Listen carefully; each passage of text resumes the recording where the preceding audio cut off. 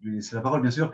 Je voudrais simplement indiquer que l'idée, c'est que d'éviter tout parasitage sonore, donc de se mettre, tous ceux qui ne parlent pas, bien sûr, en, en muet, en mode muet, et puis que, donc, je vais faire juste une présentation. Anne va parler pendant une trentaine, quarantaine de minutes peut-être. Et puis, ce qui se passera, je ne sais pas si vous m'entendez toujours, oui, il y a donc, on passera après la session des questions-réponses. Alors, il y a deux voies possibles pour ce faire. Il y a le chat où on peut poser des questions. Et donc là, ces questions, je me chargerai de les relayer si besoin, mais chacun aussi pourra avoir la possibilité de poser lui-même sa question en direct, si je puis dire. Et donc, il faut aller en bas à droite, il y a quelque chose qui s'appelle réaction, si vous voyez. Ça vous permet de activer une petite main jaune qui veut dire je veux poser une question. Et Yves, lui qui administre, gère l'ensemble, fera en sorte que on ouvre votre micro et on invitera chacun à tour de rôle à venir poser sa question. Bon, on va essayer que ça marche le plus harmonieusement possible, le plus possible, qu'il y ait des petits problèmes éventuels, mais on pourra toujours, avoir les questions sur le chat pour ceux qui, voilà. Donc il y aura toujours une possibilité pour que votre voix soit entendue.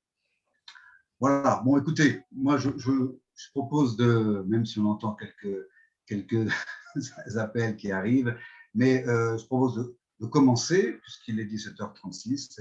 Et voilà, donc je vais bien sûr commencer par vous remercier tous, et en particulier Sœur Anne Lécu d'être avec nous ce soir, cet après-midi. Voilà. Anne Lécu, vous êtes donc dominicaine. Avant, on parlait un petit peu de l'ordre dominicain. Vous êtes aussi philosophe, vous êtes médecin à Fleury, à la maison d'arrêt de Fleury-Mérogis, et vous êtes également membre du conseil scientifique du département éthique biomédical. Pardon? C'est fini, ça, je n'en fais plus partie. Ah, ok, alors merci. Comme ça, je mets à jour ma fiche. Mais par contre, vous êtes toujours éditorialiste ou chroniqueuse à la revue Études, comme à d'autres revues d'ailleurs.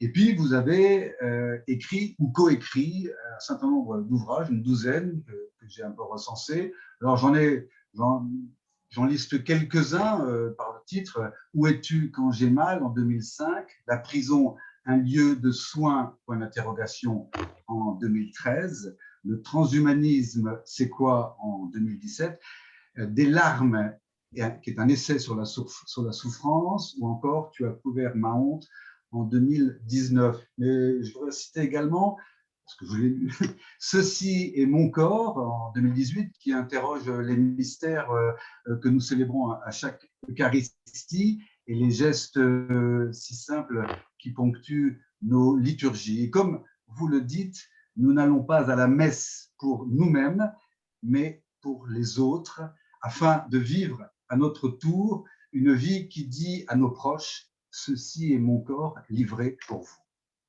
Et je vais faire également une petite correspondance avec Isabelle de Golemin, que nous recevions à ce même micro de Socrate Saint-Paul en janvier, à propos de son ouvrage sur les cathos de France.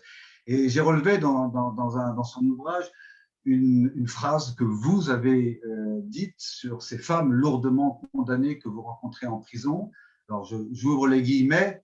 Peut-être faut-il toucher du doigt que le propre de l'humanité, c'est la possibilité en soi de l'inhumanité pour pouvoir entendre ce que disent les méchants, entre guillemets. Voilà.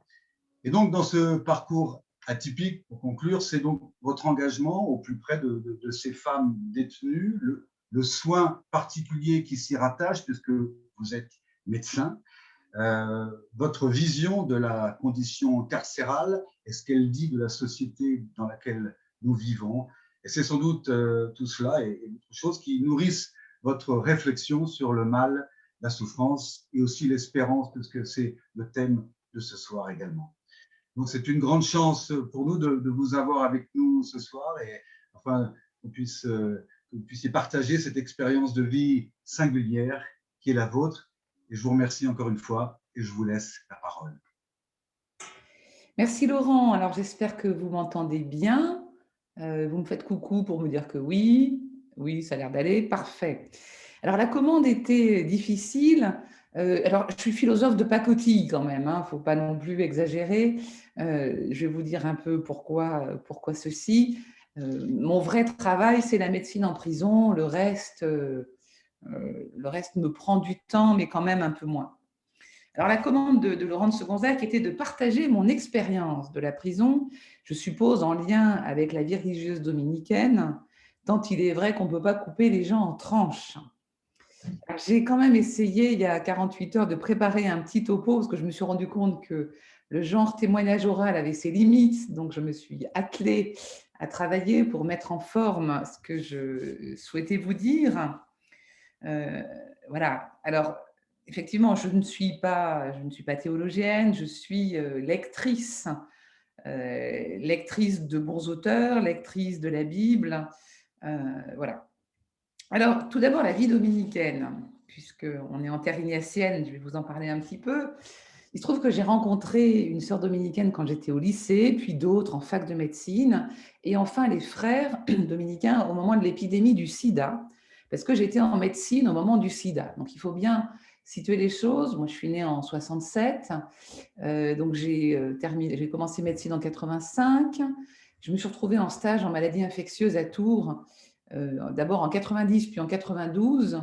Donc vraiment au cœur de l'épidémie de sida, externe avant les trithérapies, où des personnes de mon âge mouraient dans ce service, et interne au début des traitements, où ça commençait d'aller mieux, mais quand même c'était difficile.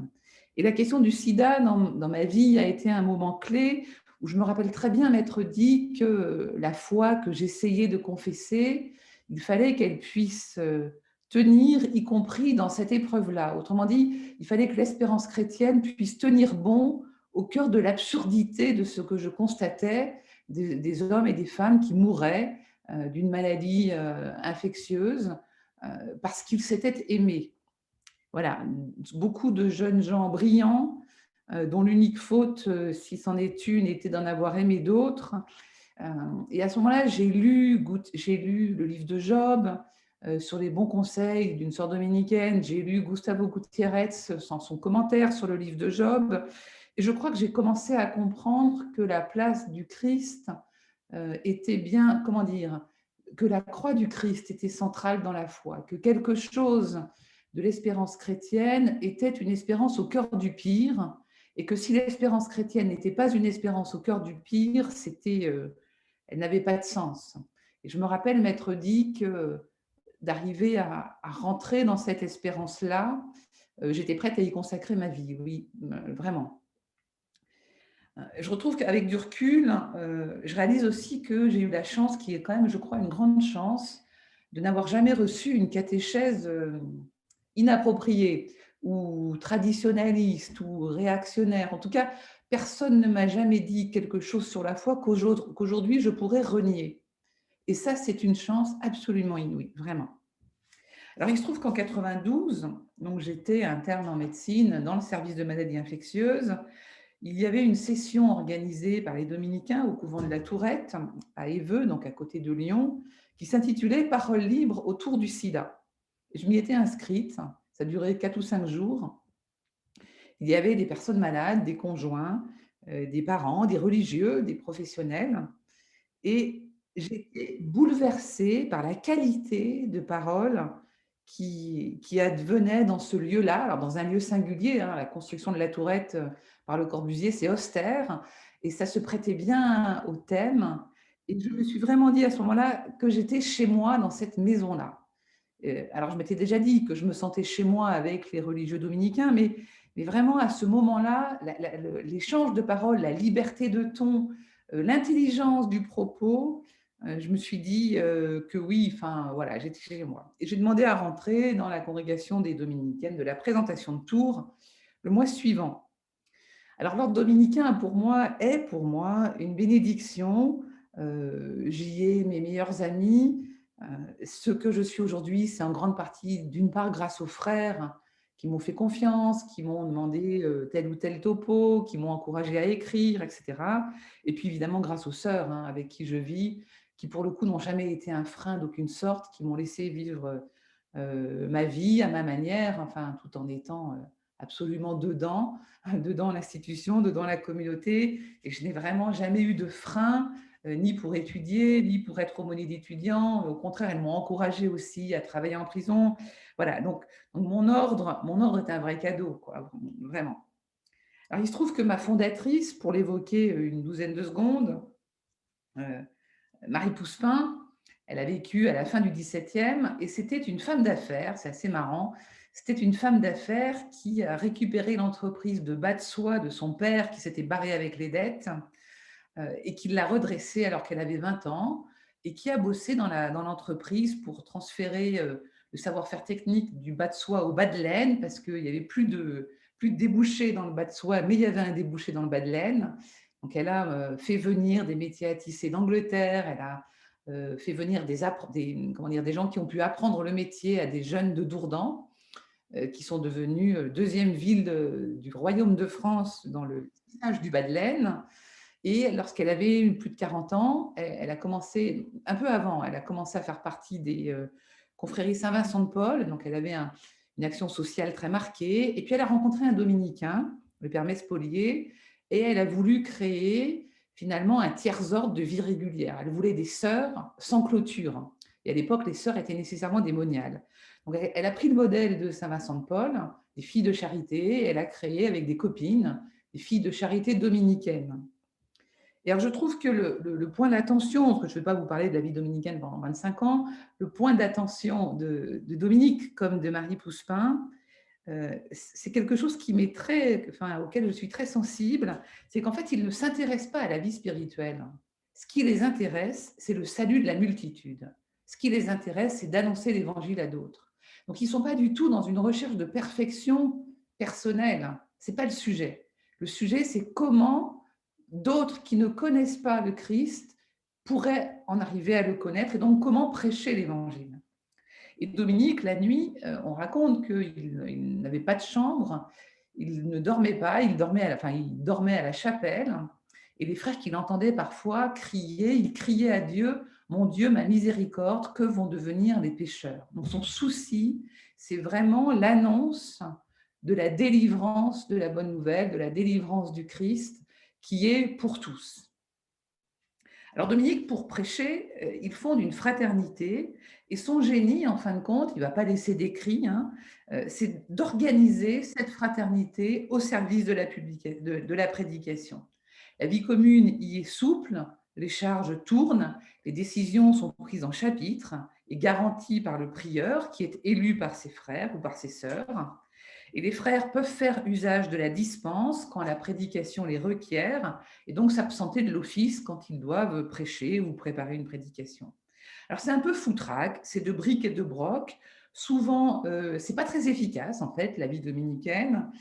Mais ce qui est au centre de la vie commune quand ça marche, alors évidemment des fois ça marche pas, comme partout, c'est la parole libre, la parole qui se confronte à la parole de l'autre, le dissensus, et une forme de fraternité dans tout ça. Voilà pour la vie dominicaine. Est-ce que Anne-Catherine aurait l'extrême bonté de fermer son micro? Merci. Le deuxième angle d'attaque, et après je vous ferai part de mes réflexions, c'est donc la prison. Marie Pouspin, donc ma fondatrice, elle a voulu que ses sœurs prêchent par la parole et par des actes. Elle les a envoyés là où il n'y avait personne. Donc, effectivement, de façon extrêmement banale à l'époque, les sœurs se sont retrouvées à faire l'école aux jeunes filles parce qu'il n'y avait pas d'école pour les filles, à s'occuper de soins à domicile parce que personne ne s'occupait des vieux malades dans la campagne. Elle a fondé à Saint-Ville-en-Beauce, qui était avec les impôts, la dîme sous Louis XIV, la misère était terrible, pour ne pas dire plus, disait-elle. Donc, elle s'est occupée d'envoyer ses sœurs soigner des personnes âgées chez elle. Et puis, elle faisait des conférences spirituelles le dimanche après-midi, qui étaient en fait une forme de prédication explicite pour donner du courage aux personnes plus avancées en âge dans la foi, pour donner du courage dans la foi. Et ça, je trouve que c'est très actuel comme attention. Et donc, du coup, elle ne dissociait jamais le travail, en fait, et la charité en acte, hein, de la prédication. Voilà. On peut donc toujours prêcher par des actes à condition qu'à un moment, une parole soit offerte à d'autres à partir de l'expérience acquise dans l'action et pas nécessairement dans le lieu de l'action. En fait, on peut tout à fait faire son boulot d'infirmier dans un endroit et à partir de cette expérience, bien parler du Christ ou de l'Évangile ou de la Bible à des jeunes enfants au caté, par exemple. Voilà. Alors moi, je suis arrivée en prison par hasard. C'est ce que je racontais tout de suite à Laurent. Les sœurs m'avaient envoyé, quand je suis arrivée comme jeune sœur à Paris en 96, les sœurs m'avaient envoyé étudier à la Cato en soirée. Et puis elles m'avaient dit, écoute, cherche-toi un travail, ce sera plus simple. Ce qui n'était pas facile. Moi, j'aurais bien aimé qu'on me dise, bah, écoute, va plutôt là ou là. Bon, donc j'ai cherché, j'ai trouvé un truc absolument nul, enfin intéressant, mais en fait, comment dire, non viable. J'étais envoyée travailler, enfin j'étais comment dire, salariée de la mairie de Paris pour un centre d'hébergement d'urgence dans le 20e, où des jeunes étaient hébergés jusqu'à 9 heures le matin, et moi j'étais censée travailler de 8 heures à 11 heures. Alors j'ai commencé à dire, et je fais quoi entre 9 heures et 11 heures? Et on m'a répondu, rien. Bon, donc je me suis dit que peut-être ça n'allait pas durer éternellement. Et en discutant avec les sœurs, il y en a une qui m'a dit, mais écoute, un jour tu as parlé de la prison, pourquoi tu n'essaierais pas la prison? Et de fait, je me rappelle très bien, quand j'étais étudiante à Tours en médecine, qui recherchait des internes pour la prison de Fresnes, et que je m'étais dit, mais tiens, ça pourrait m'intéresser. Bon. Et puis sans plus. Du coup, à l'époque, c'était en 96, décembre 96, j'ai cherché sur le Minitel, n'est-ce pas, puisque je suis une vieille sœur maintenant, et j'ai appuyé sur Fleury-Mérogis, Fresnes, etc. Je connaissais rien à rien. Je ne savais pas qu'à Fresnes, il y avait l'hôpital d'un côté, la prison de l'autre. Je ne savais pas que Fleury-Mérogis, c'était 7 bâtiments, donc 7 prisons en une. Donc, à Fresnes, je ne sais pas qui j'ai eu, mais on m'a expliqué qu'il n'y avait pas de place. Et à Fleury, je ne sais pas où je suis tombée, mais je suis tombée sur une collègue médecin qui m'a dit « Je démissionne aujourd'hui, donc il y a de la place, mais surtout ne dites pas que vous m'avez eu au téléphone. » Très bien. Donc, j'ai appris qu'elle venait de se faire virer après. Parfait. Donc, j'ai été extrêmement docile. J'ai appelé le chef de service en disant que je cherchais du travail, que je cherchais un travail salarié, et il m'a dit qu'il n'y avait aucun problème, qu'il y avait de la place, que je pouvais le rencontrer. Donc, je suis allée le rencontrer assez vite. Et là, je lui ai juste dit, il y a un petit détail, je suis bonne sœur, j'espère que ce n'est pas un obstacle. Et il m'a répondu, est-ce que vous avez peur de décrocher les pendus? Eh bien, j'ai dit, nous verrons. Voilà. Donc, c'est sur cette entrée en matière un peu tonique que je suis rentrée en prison. Voilà. Au début, alors la prison, pour dire un mot rapide, on ne peut pas savoir à l'avance si on va supporter ou pas. C'est pas un talent personnel que de supporter la prison. Il y a des gens très bien qui ont toutes les compétences pour y travailler et qui sont incapables d'y rester parce que c'est insupportable, le bruit, le sentiment d'enfermement. Il se trouve que moi, non, et qu'assez vite, j'ai eu le sentiment d'être à la bonne place, du côté des coupables, en fait. Voilà. C'est paradoxal, mais c'est comme ça. J'ai eu le sentiment d'être au bon endroit, et puis comme sœur dominicaine, d'être là où il fallait, parce qu'en fait, quitte à témoigner de l'espérance, eh bien, autant être là où des gens désespèrent. Et Dieu sait que la prison est un lieu de désespoir. Assez vite aussi, j'ai compris qu'il n'y avait pas tellement de différence entre les détenus et moi, en ce sens que pour que la vie bascule, parfois, il faut peu de choses. Alors, il y a des gens dont la vie est très éloignée de la mienne, hein, c'est très clair. Enfin, quelqu'un qui est orphelin, qui est allé de foyer en foyer, qui a connu des années de rue, de toxicomanie et tout ça, moi, quand même, j'en suis loin. Et pour autant, il y a des gens qui sont vraiment comme nous, quoi, comme chacun d'entre vous, comme moi, parce qu'on peut basculer très vite, hein. Je pense à une dame qui travaillait dans une crèche et qui un jour a laissé tomber un bébé et le bébé est mort. Bon ben voilà, elle arrive en prison. Je pense à une dame qui, un soir où elle était bourrée, elle a pris une bouteille de whisky, elle a assommé son mari. Bon, ça arrive peut-être pas à tout le monde, mais voilà, enfin, le basculement finalement euh, dans une tragédie peut arriver assez vite et personne n'en est prémuni. Voilà. Alors au début, j'ai fait mon travail de médecin, que ça, j'étais censée savoir faire. J'ai appris à découvrir la prison. C'est un endroit où on doit apprendre tout seul. Il y a peu d'aide pour apprendre. Alors, à Fleury-Mérogis, où j'ai la chance de travailler, on est une grosse équipe parce qu'on est nombreux, donc c'est plus facile d'apprendre quand on est avec d'autres qui nous expliquent les choses, avec des médecins plus anciens, qui ont plus d'habitude. Euh, voilà. Et puis surtout, comment dire, il faut apprendre en prison parce que, encore aujourd'hui, je ne sais pas ce que c'est que l'enfermement. Et ça, c'est très important de le dire. C'est-à-dire que je sais assez bien, au bout de 25 ans ou presque, ce que c'est que le métier de médecin en prison. Ça, je peux vous expliquer ce que c'est. Mais d'être en prison, d'être incarcéré, je ne sais pas ce que c'est. Je ne sais pas ce que c'est que d'être enfermé avec, comment dire, cette angoisse de ne pas pouvoir sortir s'il y a le feu dans la cellule d'à côté, par exemple. Je ne sais pas très bien ce que c'est que d'avoir peur de mourir parce que je ne peux pas sortir de là où je suis. Voilà. Et ça, je pense que c'est important d'insister sur le fait que seuls les détenus savent ce que c'est que d'être enfermés. Seuls ceux qui ont connu l'enfermement peuvent dire ce que c'est que d'être enfermé.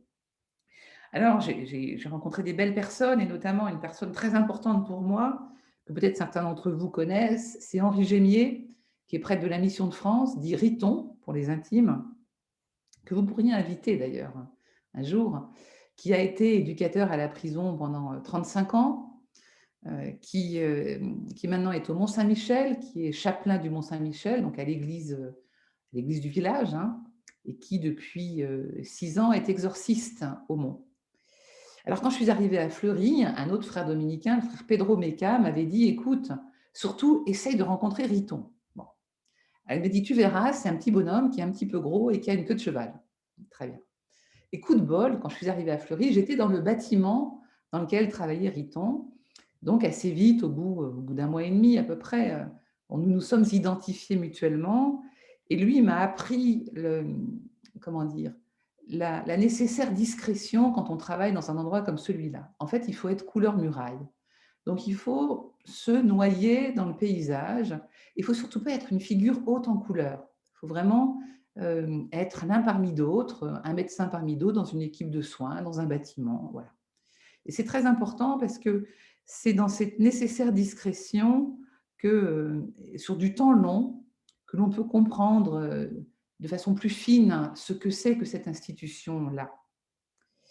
Alors, je suis restée 4 ans dans un bâtiment d'hommes, au bâtiment des 4, là où était Riton. Après ça, je suis partie 6 mois en Espagne dans le cadre d'un programme Erasmus. Et puis, je suis revenue à la prison des femmes en 2001. Donc, ça fait maintenant, oui, 20 ans que je suis à la prison des femmes. Et puis, pendant tout ce temps-là, j'ai eu la chance, au début des années de prison, donc entre 98 et 2005, d'être aumônier d'étudiants avec les étudiants de Sciences Po. Donc, j'ai fréquenté Christian Mélon, que bien sûr vous connaissez. Et puis ensuite, 3 ans comme aumônier d'étudiants à Évry, puisque j'avais changé de communauté, j'étais désormais à Dourdan. Je me suis dit que c'était quand même pas indispensable de rester aumônier d'étudiants à Sciences Po alors que Évry cherchait quelqu'un. Et là, j'ai recruté donc mon fameux copain Riton pour être prêtre accompagnateur de ce groupe d'aumônerie. Et voilà. Et puis assez vite aussi, donc tout ça pour dire que aussi bien Pedro Meca que Henri Gémier m'ont appris que je n'allais pas témoigner de l'évangile en prison. En ce sens que c'est pas parce que j'allais être bon médecin, d'abord je ne suis pas certaine de l'être. J'ai des collègues qui sont largement aussi compétents que moi et motivés pour travailler là. Donc le fait d'être catho ou bonne sœur ne modifiait rien dans ma pratique professionnelle. Donc c'était pas ma pratique qui pouvait annoncer quelque chose de l'évangile. Et puis en plus, moi, je ne suis pas une fille gentille, je suis assez cash, et puis en vieillissant, ça s'aggrave, parfois un peu râpeuse. Et je pense que la prison peut aggraver ce trait-là. D'ailleurs, une de mes gentilles collègues, pour le coup, elle est très sympa, m'appelle des fois Panzer Sister. Je ne suis pas certaine que ce soit un compliment. Bien. Quand elle me dit Panzer Sister est de retour, je me dis aïe, aïe, aïe, aïe, aïe, il faut que je me calme. Mais en revanche, j'ai appris avec la prison à lire la Bible autrement, à vivre une forme de vie commune, enfin, je pense à vivre la vie dominicaine à ma façon finalement, et surtout à prêcher autrement, à parler de ma foi autrement. En tout cas, autrement, je ne sais pas, mais je suis certaine qu'aujourd'hui, la prison fait partie de ma manière de parler de ma foi, même si je n'en parle pas de façon explicite. Et puis surtout, je crois que la prison, alors là, c'est une chance inouïe, c'est une excellente antidote à la langue de bois ou à la langue de buis. Parce qu'il y a des relations authentiques avec les gens quand les gens ont tout perdu et qu'ils n'ont plus rien à perdre. Et ça, quels que soient les milieux que nous fréquentons, quelque chose de vrai se joue là. Voilà. On n'a plus rien à prouver et quelque chose de vrai advient. Alors cela, la prédication avec un ton finalement matiné par la prison, je l'ai appris assez vite au contact des étudiants de Sciences Po, par exemple. Je me suis bien rendu compte que… Et c'était pour moi très important d'être dans ces deux lieux très antagonistes, hein, avec la même tranche d'âge finalement, parce que les détenus sont très jeunes, d'être au contact des étudiants de Sciences Po qui avaient 22 ans et qui étaient vraiment dans une forme de richesse intellectuelle, souvent financière, etc. Et de l'autre côté, des jeunes de la même génération en prison, et d'être avec les uns et avec les autres, situés de façon différente, mais c'est très important. Alors, des réflexions de tout ça, parce que je pense que c'est ça qui est important avec vous ce soir. Tout d'abord, je vais avoir une, deux, qu'est-ce que j'ai préparé? Trois, quatre réflexions. Tout d'abord, la prison est une loupe. Et la fréquentation de la prison aide à voir ce qui se passe dans la société. Voilà. Après 8 ans de présence à Fleury, j'ai éprouvé le besoin d'arrêter d'être aumônier d'étudiants. Je trouvais que voilà, fallait donner la place à d'autres.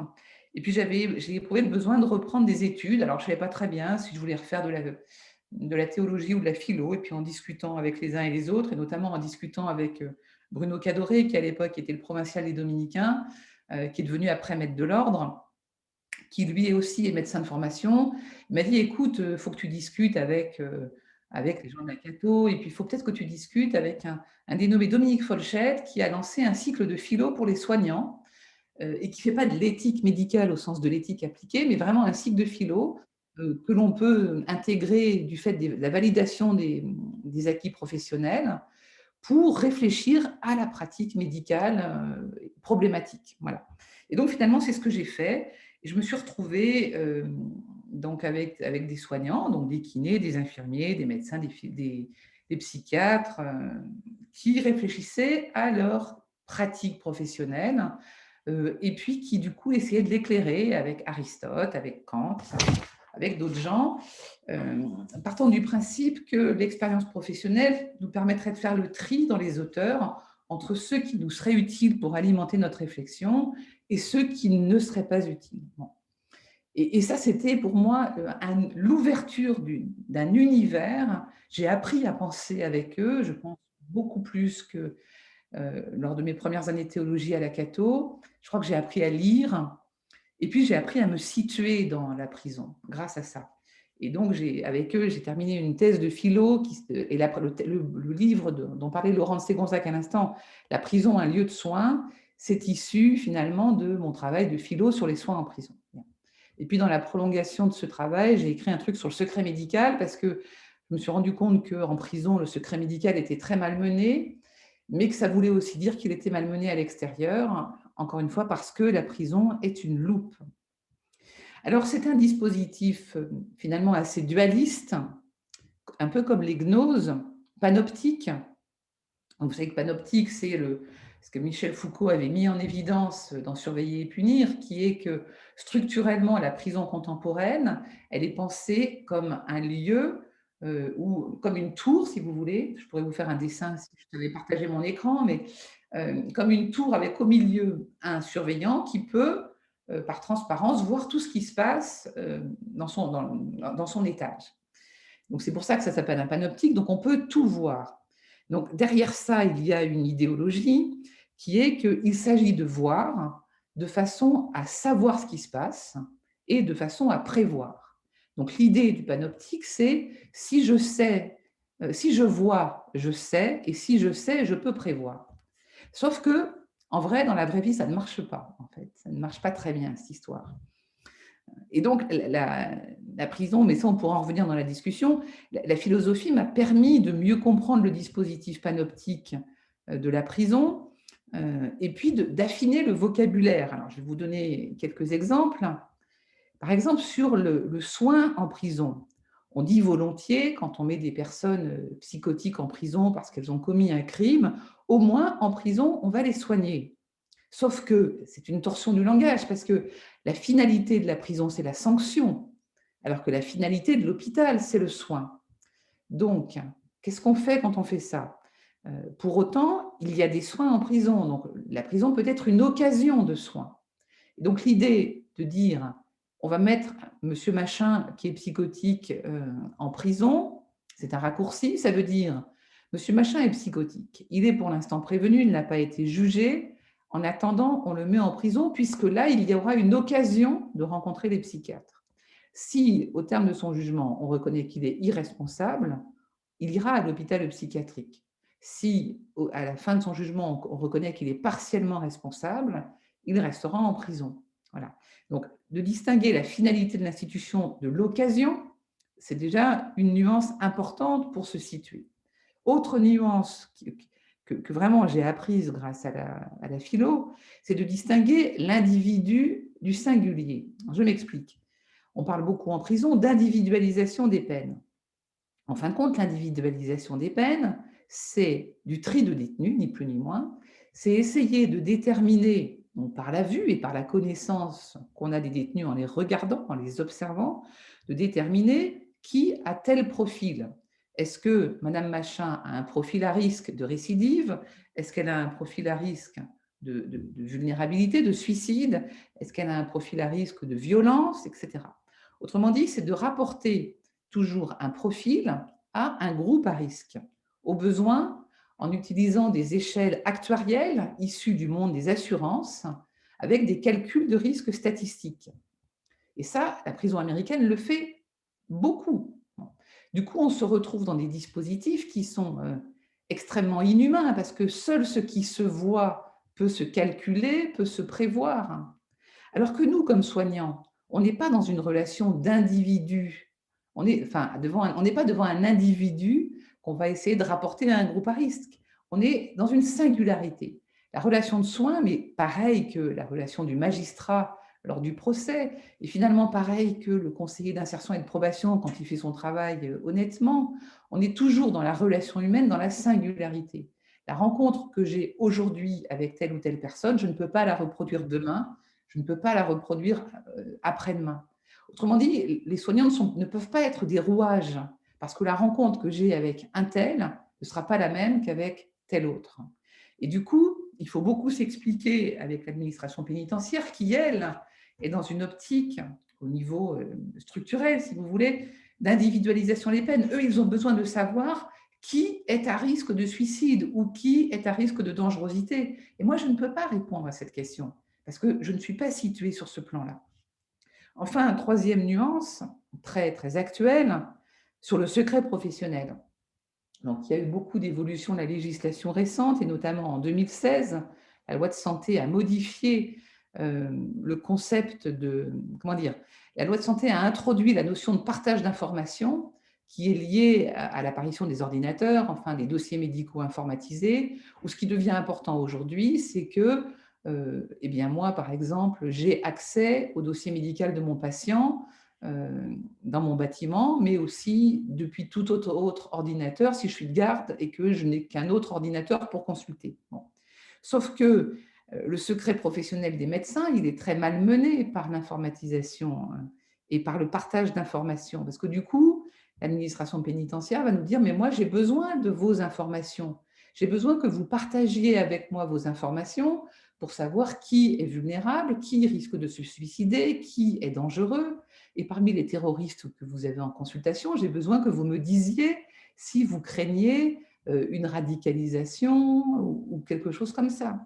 Et nous disons que nous ne pouvons pas tergiverser là-dessus, parce que sinon, si nous perdons la confiance de nos patients, c'est terminé, enfin, on ne peut plus travailler du tout.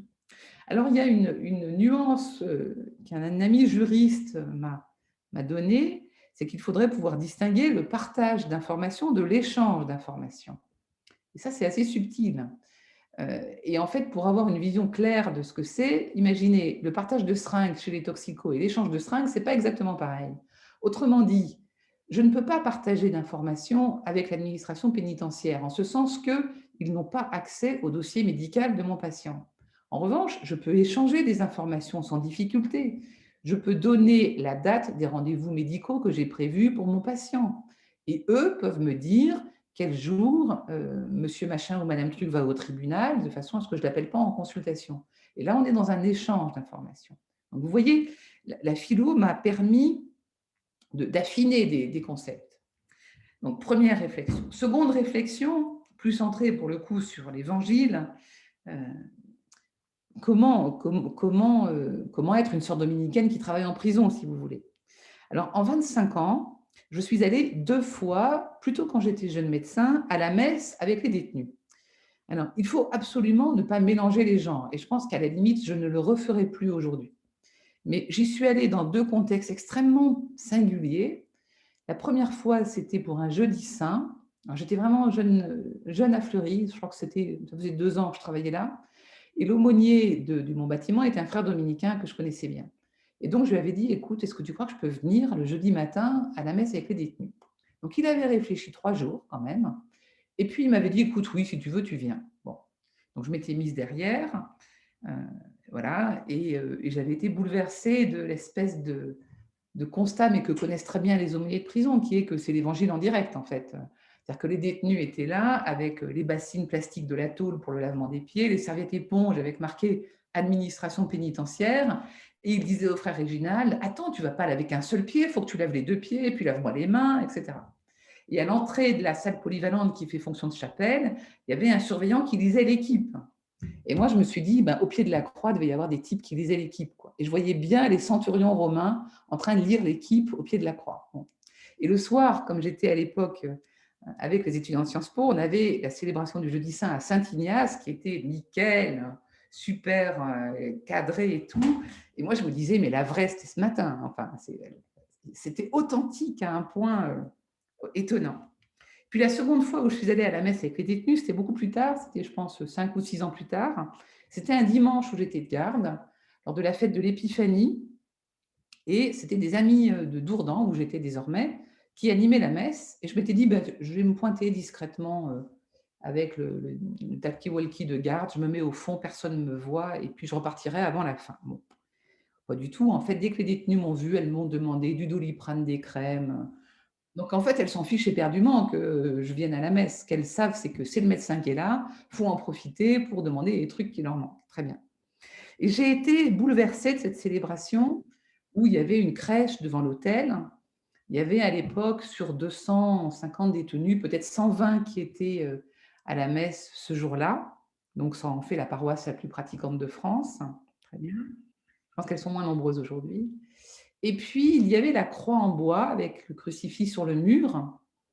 Et après la communion, donc tout s'avançait, donc certaines les catholiques pour communier, et puis il y avait des pas du tout catholiques dans le lot qui s'avançaient les bras propres comme ça. Et 6 ou 7 d'entre elles tombaient à genoux devant la croix, en pleurs. Et je pense qu'elles font ça presque à toutes les célébrations. Et personne ne leur dit rien. Et moi, j'étais au fond et je me suis dit, mais évidemment, évidemment, ces femmes, elles voient dans la figure du Christ crucifié leur compagnon d'épreuve. Ce type, il est comme elle. Il est condamné par des hommes et elles sont condamnées par des hommes. Et elles le reconnaissent comme leur frère. Voilà. Elles sont absolument comme lui. Et oui, elles savent qu'il connaît de l'intérieur ce qu'elles vivent. Et je crois que c'est ça le salut de la croix. Elles ont compris d'emblée que le Christ était de leur côté, qu'il l'était de façon définitive. Et je crois qu'elles comprennent à ce moment-là que le plus perdu d'entre nous, celui qui peut-être est là pour des choses très graves, le compagnon de croix de Jésus, dont on ne sait pas s'il est pédocriminel ou terroriste, peut-être il y en a un de chaque entre les 2 croix, on ne sait pas, elles comprennent que le Christ se fait compagnon de ces hommes-là. Voilà. Et c'était l'évangile de dimanche dernier, en fait, hein. Le Christ élevé de terre, hein, comme le serpent au désert, a pris la place du serpent. Il a pris la place du maudit pour qu'il n'y ait plus de malédiction. Et c'est ce qu'on peut lire aussi si on fait bien attention, dans la seconde épître aux Corinthiens, chapitre 5, verset 21, « Celui qui n'avait pas connu le péché, Dieu l'a fait pécher pour nous, afin qu'en lui, nous devenions justice de Dieu. » Dieu l'a fait pécher pour nous. Donc le Christ est confondu avec les pécheurs sur la croix. Et ça, je crois que je l'ai compris de façon visuelle en allant à la messe avec ces femmes ce jour-là. J'avais dû le comprendre un peu de façon intuitive, mais cette image-là m'est restée comme étant la clé de compréhension du mystère pascal. Et du coup, ça veut dire que nous sommes tous du même côté, qu'il n'y a pas d'un côté les uns ou d'un côté les autres.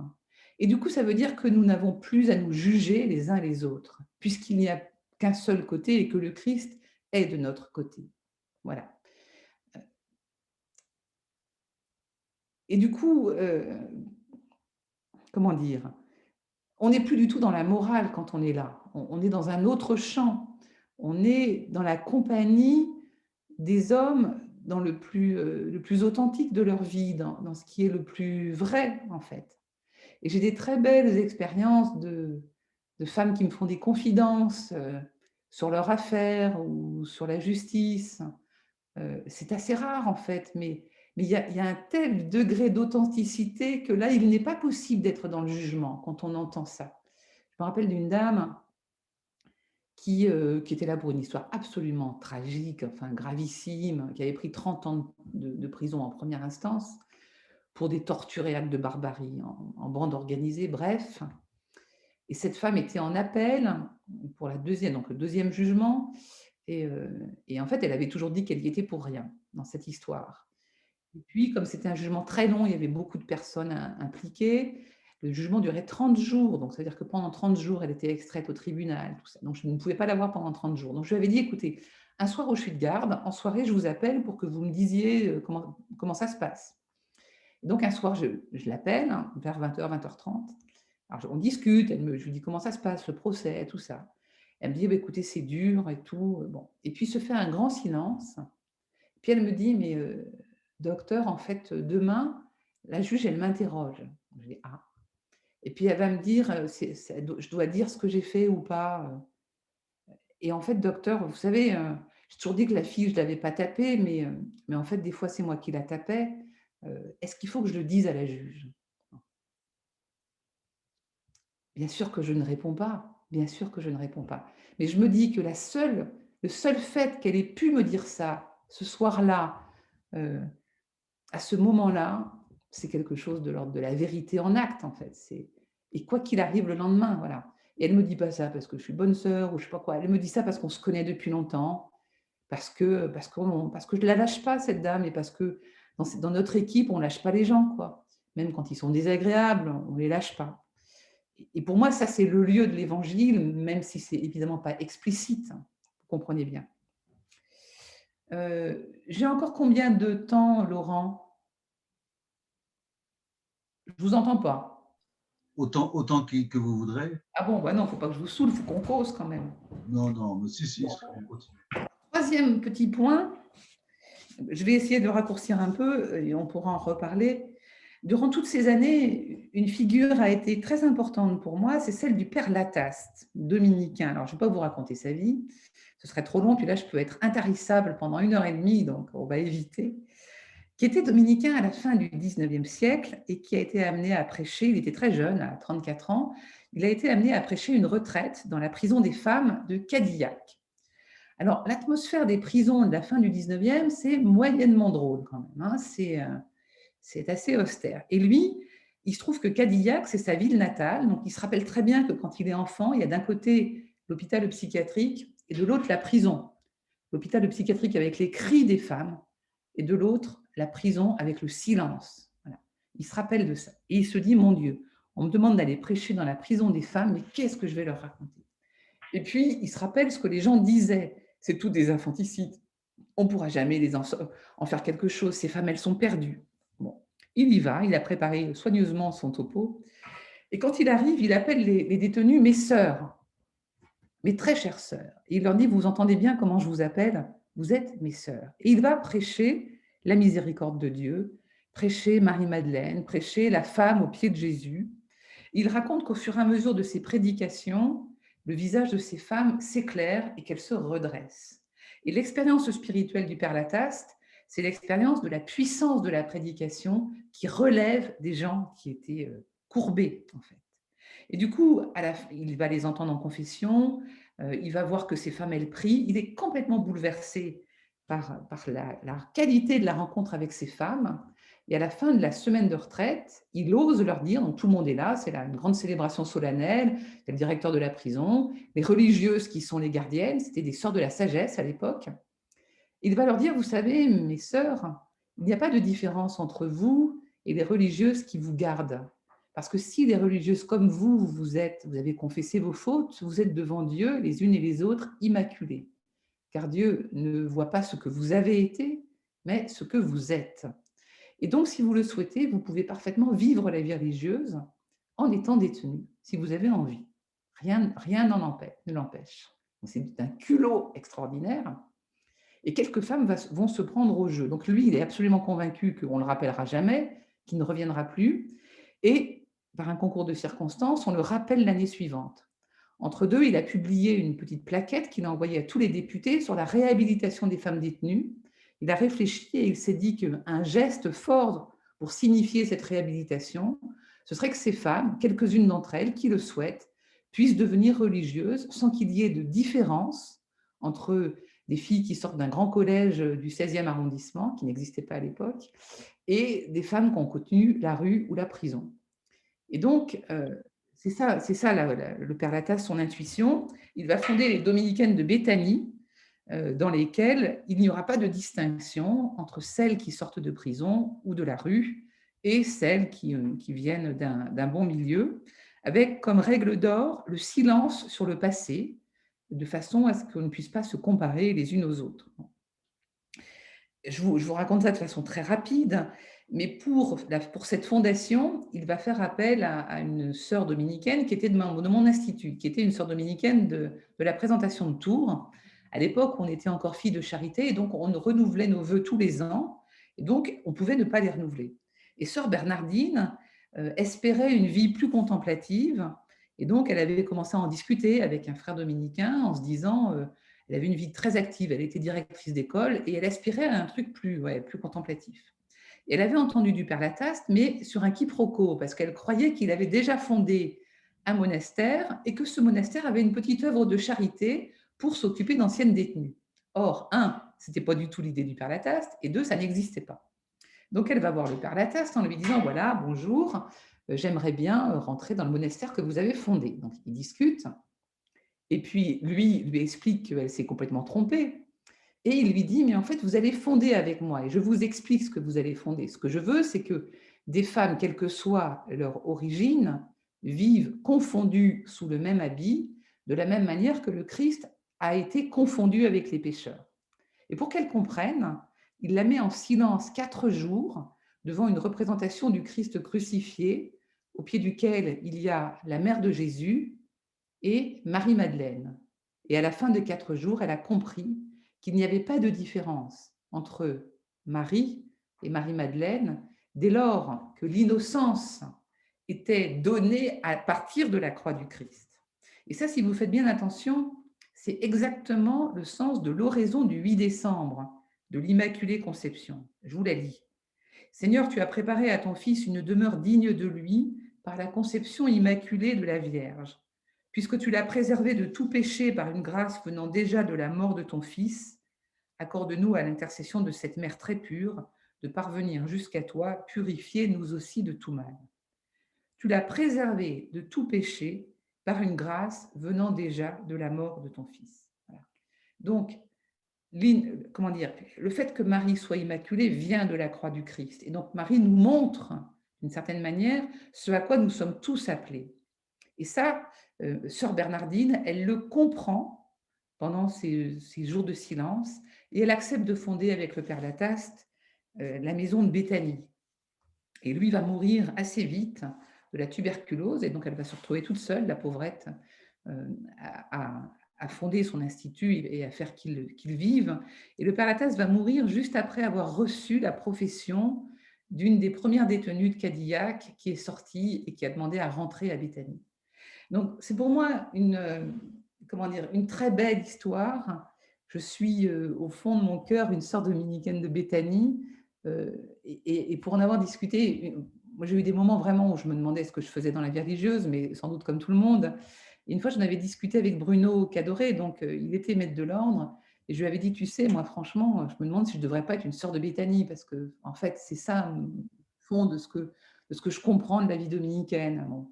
Et Bruno m'a répondu, mais tu sais, euh, Béthanie, c'est la maison de l'ordre. Autrement dit, toute la famille dominicaine comprend l'intuition de Béthanie et finalement vit de l'intuition du Père Lataste.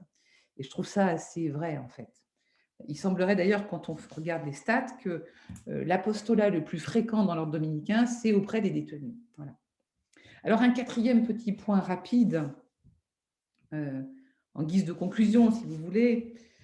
Au long de toutes ces années, la vie religieuse, la mienne, dans un institut vieillissant, comme beaucoup d'autres, comme je viens de vous le dire, n'a pas forcément été facile. C'est assez banal de le dire, c'est pas du tout exceptionnel. J'ai souvent eu le sentiment d'être un peu comme l'oiseau sur la branche, jamais très sûr de savoir s'il fallait que je reste, que je m'en aille. Je ne peux pas dire aujourd'hui que la question soit résolue, ce serait malhonnête. Mais indéniablement, cette situation d'inconfort et d'incertitude est peut-être la seule possible, tant il est vrai, je crois, que toute certitude peut se retourner en violence contre l'interlocuteur. Alors j'ai trouvé beaucoup de force dans la pensée de certains auteurs, de Maurice Bellet, que j'ai beaucoup lu quand j'étais jeune sœur, puis plus récemment de Jacques Ellul, dont les commentaires bibliques, parfois un peu râpeux, sont une véritable source de jubilation, parce que le moins qu'on puisse dire, c'est qu'il n'est pas dans la langue de bois.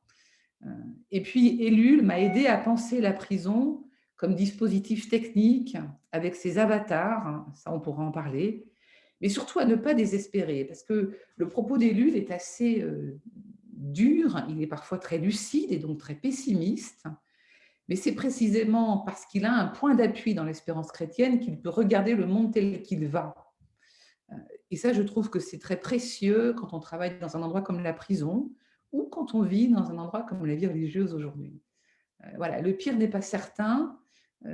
Ça n'empêche pas de regarder les choses telles qu'elles sont, parce qu'en fin de compte, la lucidité est une forme d'espérance, vraiment. Et puis j'ai lu, alors ça je vais essayer de vous le transférer, si j'arrive à partager, à vous mettre un fichier, ouais, je vais pouvoir. J'ai lu Jan Patočka, qui est un philosophe qui est mort dans les années 70 et qui a écrit un magnifique petit texte qui, je pense, vous intéressera. Les essais hérétiques sur la philosophie de l'histoire. Alors, j'ai pris quelques notes que je viens de vous mettre en PDF dans le chat. Je ne vais évidemment pas tout vous lire, mais il développe la notion de solidarité des ébranlés. Et je trouve que, puisqu'on est dans un groupe Socrate-Saint-Paul ce soir, c'est intéressant d'écouter ce que dit Jan Patočka. Pour lui, la vie spirituelle commence avec la problématicité de l'existence. C'est quand les situations sont problématiques qu'on a quelque chance de commencer à entrer dans la vie spirituelle.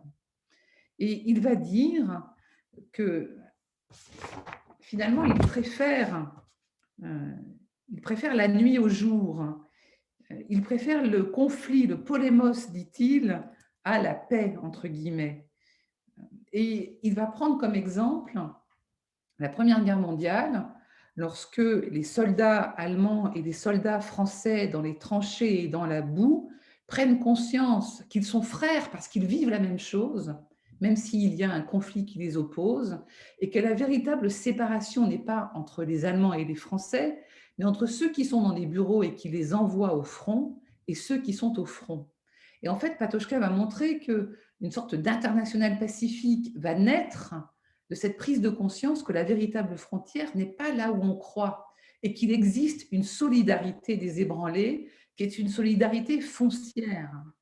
Eh bien, je pense que cette solidarité des ébranlés, c'est un concept qu'on peut, en tout cas qui pour moi est très précieux, parce que je me rends compte que je peux entendre l'incertitude et l'anxiété majeure des détenus à partir de mes propres incertitudes, à partir de mon insécurité dans la vie religieuse, je peux entendre l'insécurité des détenus.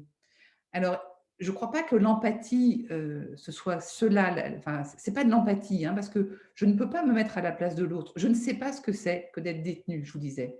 Mais à partir de mes propres incertitudes et de cette espèce de zone fragile, je peux entendre l'incertitude que vit un autre. Et ça, je trouve que c'est extrêmement précieux. Ça fait écho aussi à ce que disait un médecin allemand qui a fait de la philo, qui s'appelle Victor von Weizsäcker, qui écrivait dans les années 50 à ses jeunes confrères médecins, à ses jeunes internes: avez-vous seulement fait l'expérience de l'écroulement complet et radical de vos valeurs spirituelles, morales et religieuses à la rencontre d'un malade du cancer? Voilà. Donc il faut, je crois, parfois accepter d'être ébranlé. Alors, je pourrais quand même vous lire, si j'ai 12 secondes, un petit extrait de Patochka. La solidarité des ébranlés s'édifie dans la persécution et les incertitudes. C'est là son front silencieux, sans réclame et sans éclat, alors même que la force régnante cherche à s'en emparer par ses moyens.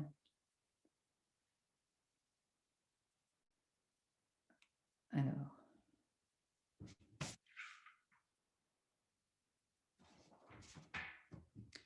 Non, ça va être trop long, je vais vous laisser le lire après. Ouais, est-ce que je ne l'ai pas pris là? Pardonnez-moi ce petit bug. Donc, en guise de conclusion, voilà, c'est ça ma petite expérience. Il ne faut surtout pas vous laisser impressionner. C'est ça que je voudrais dire en conclusion. Il ne faut pas vous laisser impressionner parce que c'est très impressionnant de dire je suis bonne sœur, je travaille en prison. Non, il ne faut pas se laisser impressionner. C'est un travail ordinaire dans un milieu qui n'est pas ordinaire. Voilà. Et c'est assez banal en fait. Mes collègues comme moi peuvent dire que c'est une expérience professionnelle, finalement, oui, très ordinaire. Ce que je crois aujourd'hui et qui pour moi est un moteur, c'est ce qu'écrivait Maurice Bellet dans Incipit, en conclusion de Incipit. Il arrive à certains de ne goûter que l'absence et l'épreuve. Si quelqu'un se trouve alors sans Dieu, sans pensée, sans image, sans mots, reste du moins pour lui ce lieu de vérité, aimer son frère qu'il voit. S'il ne parvient pas à aimer parce qu'il est noué dans sa détresse, seul, amer, affolé, reste du moins ceci, de désirer l'amour. Et si même ce désir lui est inaccessible, à cause de la tristesse et la cruauté où il est comme englouti, reste encore qu'il peut désirer de désirer l'amour. Et il se peut que ce désir humilié, justement parce qu'il a perdu toute prétention, touche le cœur du cœur de la divine tendresse. Ce n'est pas sur ce que tu as été, ni sur ce que tu es, que te juge la miséricorde, c'est sur ce que tu as désir d'être. Il n'y a pas d'homme condamné. Voilà, la conviction la plus ferme, c'est ça, c'est qu'il n'y a pas d'homme condamné. Pardonnez-moi d'avoir été trop longue. Merci beaucoup. Vous parliez d'ébranlement, mais on est un petit peu ébranlé là avant de reprendre notre souffle. Là. Alors, je rappelle simplement qu'il y a les possibilités de poser des questions sur le chat, mais aussi, et Yves va organiser ça, la possibilité en levant la main, en allant en bas sur réaction, on lève la main, et ça permet de poser en direct sa question, en ayant repris notre souffle.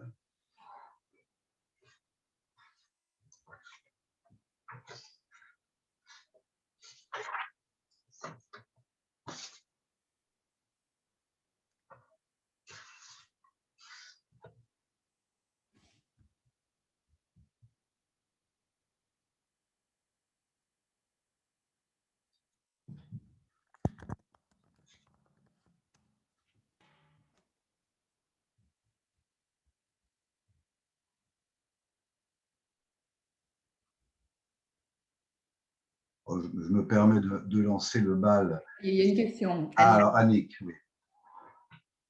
Oui, merci vraiment parce que c'était extrêmement riche et j'avais envie quand même de vous demander, pour nous aider à sortir de la densité très très forte, qu'est-ce qui vous a mis en joie? Où est-ce que vous avez des points de joie dans cette expérience? C'est quoi les petits éléments qui donnent de la lumière ou de la joie dans ce contexte? Ah mais plein, plein, plein, plein, plein, plein, plein, plein. Je suis dans une équipe très joyeuse. Et puis les détenues sont joyeuses parfois. Alors pas toujours, hein, bien sûr, mais parfois oui. La joie, c'est, comment vous dire ça? La joie, c'est des fois de voir des gens pour ce qui est de la prison, des personnes qui deviennent libres en prison. J'ai quelques exemples de personnes que j'ai suivies assez longtemps, qui sont indéniablement pour moi des exemples de liberté. C'est-à-dire que plus rien ne peut, comment dire ça? Je pense à une dame, par exemple, qui avait été accusée d'avoir tué son mari. C'est la seule fois où je suis allée à un procès, en fait, parce qu'elle m'avait demandé de venir. C'était assez difficile en assise. Et cette femme, elle racontait à la fin, elle est restée très longtemps à Fleury, puis après elle a été transférée. Avant qu'elle soit transférée, je lui avais dit, mais racontez-moi, qu'est-ce que vous avez appris? Et elle m'a dit, vous savez, je suis devenue libre. Elle me dit, par exemple, j'avais des amis qui ne sont jamais venus me voir, mais par contre, j'ai une codétenue qui maintenant est sortie, qui ne m'a jamais lâchée. Et donc, j'ai compris ce que c'était que l'amitié pour de vrai. Et elle me disait, maintenant, on peut me raconter tout ce qu'on veut. Je sais où j'habite. Je sais ce qui est important dans ma vie et ce qui n'est pas important. Voilà. Et elle me disait, je ne souhaite à personne de vivre ce que j'ai vécu, mais je ne voudrais pas ne pas l'avoir vécu parce que je suis devenue libre. Alors, ça n'arrive pas tous les matins hein, que quelqu'un vous dise ça, c'est le moins qu'on puisse dire, mais ça, c'est une joie incommensurable, incommensurable. Après, moi, j'ai une vraie joie à prêcher. Alors, c'est une joie dangereuse parce que, comment dire, il y a une forme de...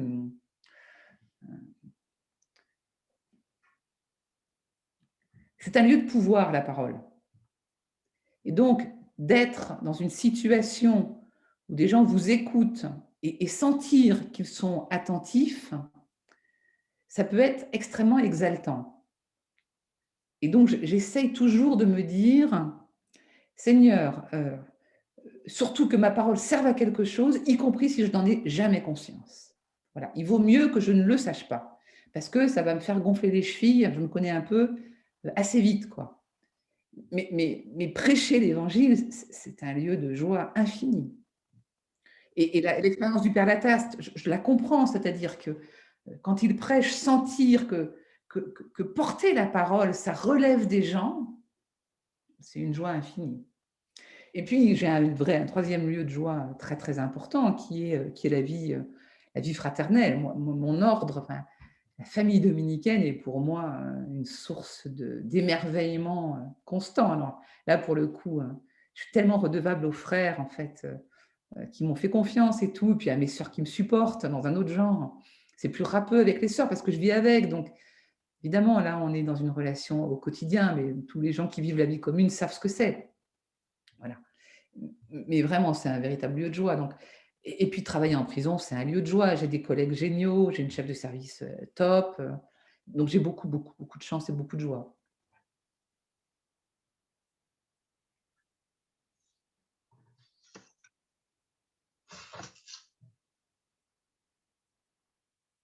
Michel? Il faut enlever le... Merci beaucoup. Merci beaucoup, Anne, pour ce que vous avez partagé. Votre présence, votre présence en prison, elle passe par la médiation de travail de soignants, de médecins. Voilà. Je pensais en vous écoutant dans sa prédication à la synagogue de Nazareth, au chapitre 4 de l'évangile de Luc, il est question dans les mêmes versets, c'est les versets d'Isaïe qui sont cités, il est question dans les mêmes versets de libération des captifs et de guérison des aveugles. Voilà. Si on pense aussi texte de Matthieu 25, aussi la présence à la fois de la présence aux malades et de la présence aux prisonniers. Alors, ce serait un petit peu ma question, je ne sais pas bien comment la formuler, mais j'imagine, pour les prisonniers, pour des détenus, c'est pas rien d'être entendus dans leur souffrance physique, d'être soignés, guéris. Au fond, comment vous évaluez la place, l'importance de cette médiation de la médecine dans votre travail et au service de votre présence aux captifs, aux prisonniers? C'est compliqué. Comme ça, spontanément, me viennent deux choses. Le corps parle en prison. Donc, beaucoup de motifs de consultation sont liés à une souffrance existentielle qui n'est pas nécessairement une maladie. Par exemple, beaucoup de gens, chez les femmes, parce que je suis chez les femmes, les règles s'arrêtent. Et il y a une détenue, une fois, qui me dit « En prison, il n'y a plus de règles ». C'est assez joli. C'est joli. Les cheveux tombent. Donc, il y en a qui m'écrivent des fois 4 mots le même jour en disant « Docteur, je vais devenir chauve ». Bon, je leur dis souvent « Écoutez, ça fait 25 ans que je suis là. Ça, c'est un vrai plus, l'ancienneté. Écoutez, j'ai encore jamais vu personne de chauve, donc je pense que les cheveux repoussent. » Bien. J'essaie de leur dire que leur corps n'aime pas être enfermé. Donc, ce n'est pas de leur faute. Elles ne sont pas malades. Ce n'est pas une maladie en plus. Ce n'est pas un malheur de plus. C'est que l'enfermement a des effets sur le corps. Et en philo, j'avais lu, je ne sais plus qui disait « Le corps prend la forme de ce qui lui arrive ». C'est assez juste, en fait. Donc, j'essaie de leur dire que ça va aller mieux quand elles vont être sorties. Alors, évidemment, si quelqu'un est là pour 30 ans, je ne vais pas lui dire ça. Je vais essayer de trouver une autre manière de dire.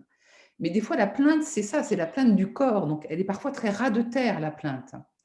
Et mon travail de médecin généraliste, c'est d'écouter la plainte au niveau où elle est. Donc, si quelqu'un me dit qu'il a mal au dos, qu'il en a plein le dos, qu'il ne tient plus debout, mon travail, ça va pas être de leur dire mais finalement, c'est symbolique, vous êtes tombé en prison, donc c'est pour ça que vous avez mal au dos. Pas du tout. C'est de prescrire de la kiné, c'est de prescrire des antalgiques, voilà. De façon, en remettant debout la personne, espérer que dans sa tête, elle va aussi aller un petit peu mieux. Donc, c'est vraiment un travail de médecine générale. Et le corps, pour la foi chrétienne, le corps est le lieu de l'incarnation, donc c'est le lieu du plus spirituel. Donc, c'est très important d'être à ras le corps, quoi. Et je pense qu'on entend au ras du corps des choses qu'on n'entend pas ailleurs. Ça, c'est la première chose. La deuxième chose que je crois très importante, c'est un truc autour de la temporalité. Il se trouve que je suis donc depuis 20 ans à la prison des femmes. Il y a des gens que je connais depuis 20 ans, en fait. L'autre jour, il y a une détenue qui me dit « Docteur, ça fait combien de temps qu'on se connaît ?» Alors, je dis « Écoutez, moi, je suis là depuis 2001. » Elle me dit « Ça fait 20 ans qu'on se connaît. » Bon. Donc, il y a des gens qui viennent passer 3 mois tous les 4 ans, 3 mois tous les ans. Il y a, je pense, un petit lot d'une 50aine de femmes en Île-de-France qui font Fresnes, Fleury-Mérogis, Versailles à tour de rôle. Et les médecins traitants de ces femmes, c'est les 3 médecins de prison qu'elles ont rencontrés dans leur parcours.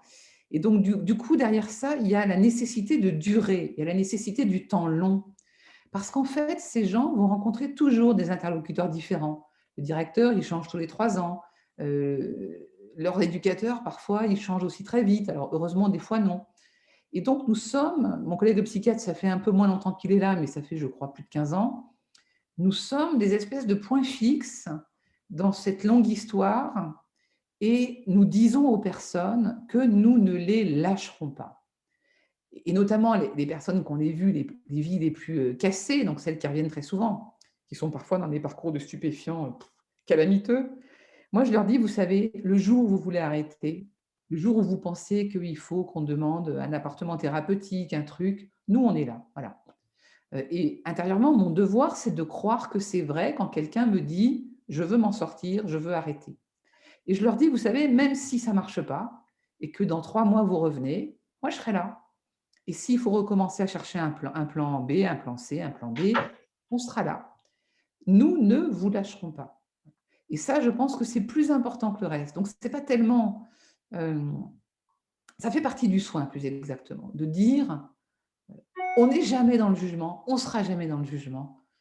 Voilà. On n'est pas là pour vous juger. Et derrière ça, il y a une troisième chose importante qui est autour du secret médical, qui est tout ce que vous nous dites, de ce que vous nous dites, rien ne sortira de cette pièce. Voilà. Et je crois que comme on est dans du temps long, elles savent que c'est vrai. Alors, au début, elles nous testent un peu. Moi, il y en a l'une ou l'autre l'autre jour qui m'a fait une confidence. Je me suis dit, elle me dit ça pourquoi? Est-ce qu'elle me dit ça? Alors, je ne vous dirai pas de quoi il s'agit. Est-ce qu'elle me dit ça parce que c'est important pour elle? Ou est-ce qu'elle me dit ça pour tester, pour voir si ce qu'elle me dit ressort dans la conversation ailleurs ou pas? Voilà. Bon. Je crois qu'avec le temps, elles discutent entre elles, hein, donc elles savent que nous sommes fiables. Et ça, c'est essentiel en fait.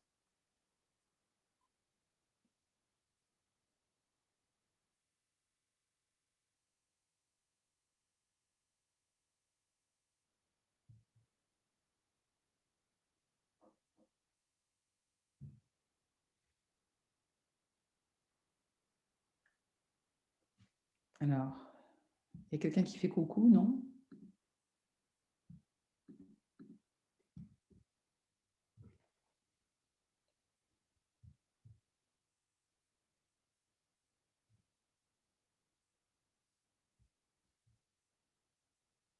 Je vous ai tué, je vous ai laissé sans voix.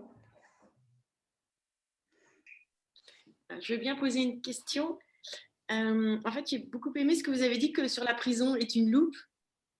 Et notamment, par exemple, que vous distinguez l'individu de la singularité. Quand vous disiez que la prison, elle est intéressée à des profils, est-ce qu'il y a des terroristes ou des radicalisés, etc. Et ça, je trouve que c'est un défi. Ce que vous disiez aussi sur le secret. Bon, parce que je suis avocate, donc c'est vrai que la question du secret professionnel, c'est important, mais aussi de se dire que on a même, ça peut être transposable à d'autres métiers, mais qu'on a toujours des personnes en face de nous et pas des numéros ou simplement un dossier. Et ça, c'est quand même aussi une vigilance. Mais de se dire aussi, voilà, parce qu'on essaie quelquefois de standardiser un peu les choses, etc. Et en fait, de lutter contre ça, même. Donc, tout d'un coup, ça m'a vraiment interpellé ce que vous disiez. Donc, c'est pas forcément une question que j'ai, mais c'est de dire que oui, ça interpelle parce que de rester humain dans notre monde et par exemple avec ce qui se passe, la pandémie, voilà, de rester attentifs les uns aux autres, même parce que quand même ça fait 1 an qu'on s'installe dans ça, mais que voilà, de rester pas s'habituer en fait. Oui, alors vous avez raison, parce que juste un peu pour réagir sur ce que vous dites, on n'est pas tout seul, non. Moi, je ne suis pas toute seule dans ce métier, c'est-à-dire que, bon, Fleury, on est très nombreux. Une équipe de médecins comme la nôtre, ça veut dire 14 ou 15 personnes. Ça veut dire aussi, du coup, qu'on discute entre nous, que moi, si j'ai un problème compliqué, je discute quasiment quotidiennement. Enfin, quand je suis là, je travaille à 60%, je ne vous l'ai pas dit, donc 3 jours par semaine. Je discute avec mon collègue psychiatre qui est d'abord éminemment compétent, en plus un bon copain. Et donc, en fait, on discute entre nous vraiment. Donc, dans des situations compliquées, c'est un support. Et puis, sur le plan institutionnel, ça c'est important de le préciser, on a une association de professionnels de santé en prison, et donc qui s'appelle l'APSEP, association, peu importe. Et puis, il y a l'équivalent pour les psychiatres, la SPMP. Donc, moi, je fais partie du bureau de notre assos. Donc, c'est important aussi d'avoir des relais, comment dire, de réflexion et puis de lieux d'interlocution. Par exemple, notre association est un interlocuteur sur les questions de santé en prison auprès du ministère, auprès des députés. Moi, il m'est arrivé, comme je suis à Paris, c'est plus facile, d'aller discuter avec tel ou tel sénateur ou tel député au nom de l'association. Donc ça, ce maillon-là aussi est très important parce que moi, toute seule, je peux comprendre le soin en prison que sous l'aspect Fleury-Mérogis, mais j'ai aucune idée de ce que c'est que d'être médecin dans une centrale, perdu dans les champs. J'ai aucune idée de ce que c'est que d'être médecin une demi-journée par semaine à Coutances, dans une petite tôle où il y a 70 détenus, etc. Donc, les problématiques éthiques auxquelles on est confronté, elles ne sont pas exactement les mêmes selon les lieux d'exercice. Et puis, il faut écouter aussi la responsabilité de l'infirmière, par exemple, à Coutances, qui est seule 4 jours sur 5 avec ses détenus.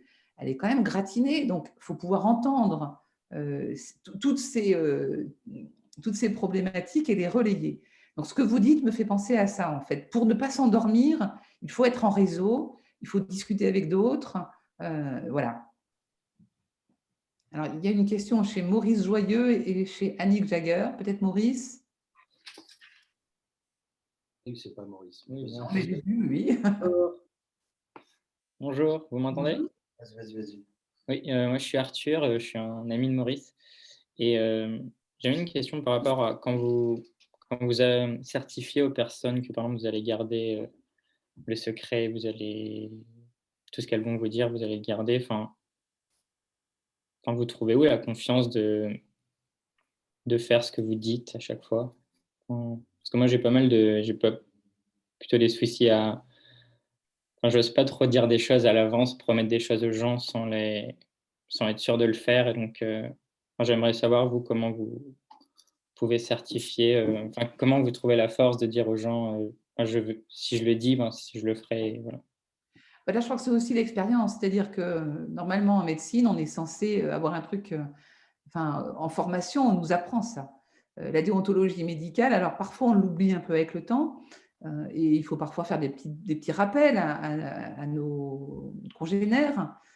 Par exemple, là, on m'a demandé d'animer une session sur le secret médical avec des gens de l'hôpital où je travaille en juin. Donc, ça veut dire que de temps en temps, il faut faire des rappels.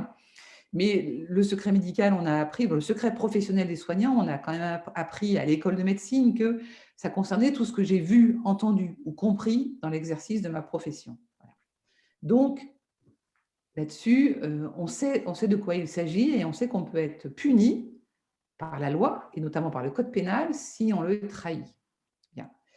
Après, il y a des circonstances où il n'est pas possible de l'appliquer. Si par exemple, je vous donne un exemple tout à fait contemporain, si une détenue a une PCR positive pour le Covid demain matin, évidemment, je vais prévenir la détention pour qu'on teste ses cocellulaires, pour qu'on teste les personnes avec qui elle est en contact et pour qu'on les isole, évidemment.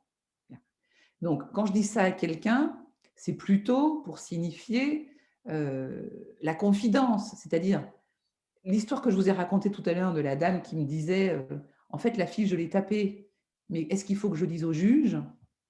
Vous comprenez bien que ça, j'en ai parlé à personne. C'est-à-dire, j'en parle 15 ans plus tard, vous n'avez aucune idée de qui ça peut être, et puis c'est tout. Et je ne vous donne pas les détails de l'affaire. Donc, bon. Mais ça, j'en ai parlé à personne. J'en ai pas parlé à sa conseillère d'insertion et de probation. J'en ai même pas parlé aux infirmières. Je ne l'ai pas marqué dans le dossier. Évidemment que non. Donc ça, je sais que je peux m'y tenir parce que c'est mon métier et que ça m'est demandé. De même que l'avocat, je pense qu'il est tout à fait capable de ne pas divulguer des informations. Alors après, il ne faut pas non plus qu'on soit naïf, c'est-à-dire qu'aujourd'hui, l'informatisation des dossiers médicaux, les échanges de mails et compagnie, ça modifie la donne. Et donc, tenir parole, c'est aussi s'assurer que ma boîte mail est sécurisée, que je ne bug pas en oubliant d'utiliser la boîte mail sécurisée quand j'envoie une info à quelqu'un. Et puis, la meilleure manière, dernière chose, de respecter cela, enfin, je crois, c'est que pour ne pas risquer de divulguer des choses à d'autres, il y a des choses sur lesquelles il faut fermer les yeux. Et moi, par exemple, je ne demande jamais aux gens pourquoi ils sont incarcérés.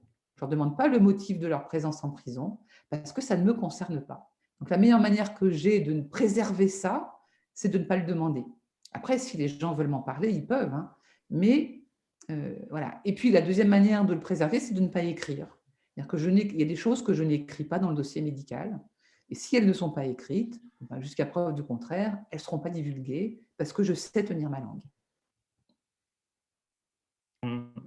Quand vous dites vous m'entendez? Oui, Oui, oui, oui. Quand vous dites aux personnes, enfin, si un jour vous souhaitez faire la démarche de prendre un appartement pour personnes toxicomanes, tout ça, et que ça ne marche pas, ben, on sera toujours là pour vous. C'était plus là-dessus, enfin, comment vous assurez que ce que vous dites, vous allez le faire dans 3 mois, dans 6 mois? Oui, si je suis encore en prison, là je ne peux pas assurer que je serai encore en prison. Mais si j'y suis encore, parce qu'il y en a que j'ai déjà reçu 14 fois pour la même chose, et que des demandes d'appartement thérapeutique, des fois, je les ai fait 5 fois. Donc elles savent que c'est vrai. Et que demain, s'il faut le refaire, je le referai, oui. Enfin, parce que je pense que derrière ça, il y a l'idée que ça fait partie de mon travail et que mes collègues font pareil, en fait. L'idée de fond, si vous voulez, c'est je ne suis pas dans le jugement, je m'en fiche du jugement. Et pour même aller plus loin, je ne suis pas un auxiliaire de la justice, je ne suis pas là pour la réinsertion des détenus, en fait.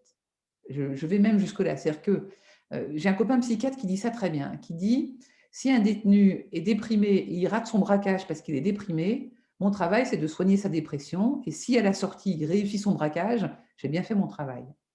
C'est un peu caricatural, mais l'idée, un peu, elle est là. C'est-à-dire que mon travail, c'est de faire en sorte que les gens soient soignés.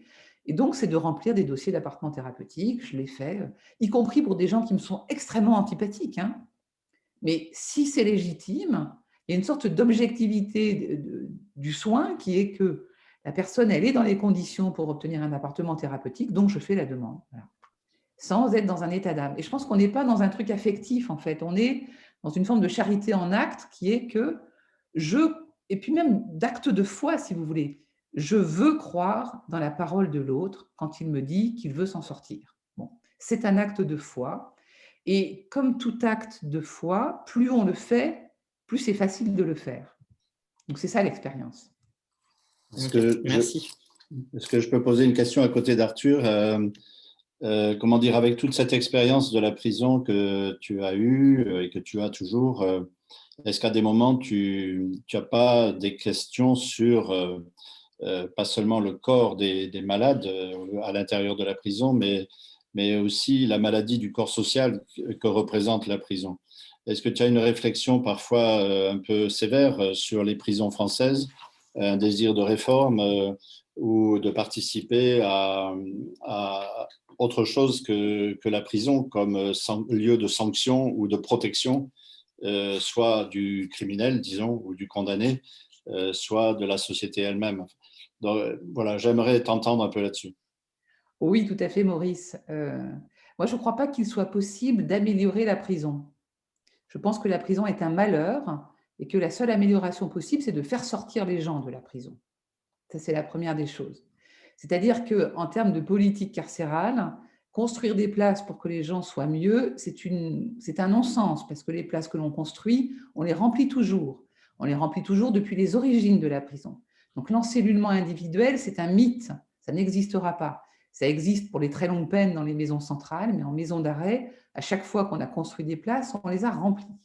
De même, le bracelet électronique qui était initialement pensé pour vider les prisons en se disant ça va permettre à des gens qui seraient allés en prison finalement de bénéficier d'un placement extérieur avec bracelet, on se rend compte aujourd'hui que ça permet surtout à mettre sous bracelet des gens qui seraient restés libres et que ça n'empêche pas tellement la diminution du nombre de personnes incarcérées. Enfin, la troisième chose, c'est que sur les aménagements de peine, c'est une décision politique, mais c'est une décision sociale. C'est-à-dire que tant qu'on nous bassinera en nous disant dès qu'il y a une catastrophe, un type qui assassine une gamine, qui fait son footing, qu'au bout du compte, il a bénéficié d'une libération conditionnelle et que c'est la faute du juge s'il a récidivé, et que du coup, l'opinion publique, elle est brossée dans le sens du poil qui consiste à dire eh ben, tant mieux si on se débarrasse des gens en les incarcérant, on ne pourra pas imaginer des peines alternatives à la liberté. Or, c'est ça qui marche. La seule chose qui marche, c'est les aménagements de peine. Et il y a un taux de récidive moindre de moitié pour toutes les personnes qui ont bénéficié d'un aménagement de peine. Alors évidemment, il y a un biais, c'est-à-dire que des gens dont on pense qu'ils vont récidiver, ils ne vont pas bénéficier d'un aménagement de peine. Mais quand même, enfin, on sait que ça marche. Mais pour ça, il faut de l'argent. Et le premier problème, c'est que le budget de la justice en France, il est ridicule depuis toujours. On est à je ne sais pas quel 30e rang européen du budget de la justice. Et l'argent qu'on a, il est dévolu à construire des places de prison. Voilà. Donc, tant qu'on sera les magistrats en France par rapport à l'Allemagne, je pense qu'on est à population égale à moitié moins de magistrats, donc moitié moins de greffiers, donc moitié moins de temps de travail disponible pour imaginer des aménagements de peine. Alors la prison, elle coûte cher, mais cet argent est mal placé, quoi. Voilà. Donc je pense qu'il faudrait multiplier les travaux d'intérêt général, multiplier les libérations conditionnelles, multiplier les semi-libertés. Je pense que c'est un très bon dispositif, les semi-libertés comme zone de transition où les gens travaillent en journée et reviennent dormir à la prison le soir. Ça peut être une juste transition. Voilà, donc ça, moi, je le dis volontiers. Le Covid nous a appris lors du premier confinement, hélas seulement, pas depuis, que subitement, quand on en avait la volonté, on pouvait faire passer la population pénale de Fleury-Mérogis de 4 500 détenus à 2 800, comme ça en un mois, grâce au travail des conseillers d'insertion et de probation et grâce aux magistrats qui, de fait, libéraient les personnes qui étaient en condition de l'être. Ça veut dire qu'on pourrait le faire tout le temps, ça, si on le voulait. Voilà. Simplement, on ne le veut pas. Donc, je suis assez sévère. Je pense que rénover les prisons, ce n'est pas les rendre plus humaines. Et Jean-Marie Delarue, le premier contrôleur général des lieux de privation de liberté, le disait très bien. Il disait qu'il préférait s'intéresser à l'état des personnes plutôt qu'à l'état des lieux. Parce qu'on peut être dans une prison toute neuve, par exemple Alençon, Condé-sur-Sarthe, qui est peinte aux couleurs de la République, bleu, blanc, rouge. Donc déjà, c'est joyeux quand vous rentrez là-dedans, mais où les suicides sont les plus nombreux de France, parce que c'est insupportable. À propos de la pandémie, juste parce que je sais que lors du premier confinement, la ministre Belloubet avait libéré un certain nombre de personnes qui se trouvaient en maison d'arrêt à cause des risques de pandémie. Et qu'est-ce qu'il en est du deuxième ou peut-être troisième? Alors, le deuxième et le troisième confinement, on re-remplit à fond les ballons, ce qui fait que nous n'avions pas de cluster lors du premier confinement, mais là, ils fleurissent allègrement dans un certain nombre de prisons. Je pense que toutes les prisons d'Île-de-France ont leur petit cluster. À Fleury-Mérogis, nous avons un petit cluster dans un bâtiment, ce qui nous a conduit… Alors, je peux vous raconter l'histoire rapidement. Là, je ne sais pas si c'est couvert par le secret professionnel, en tout cas, tant pis. Mais je rigole.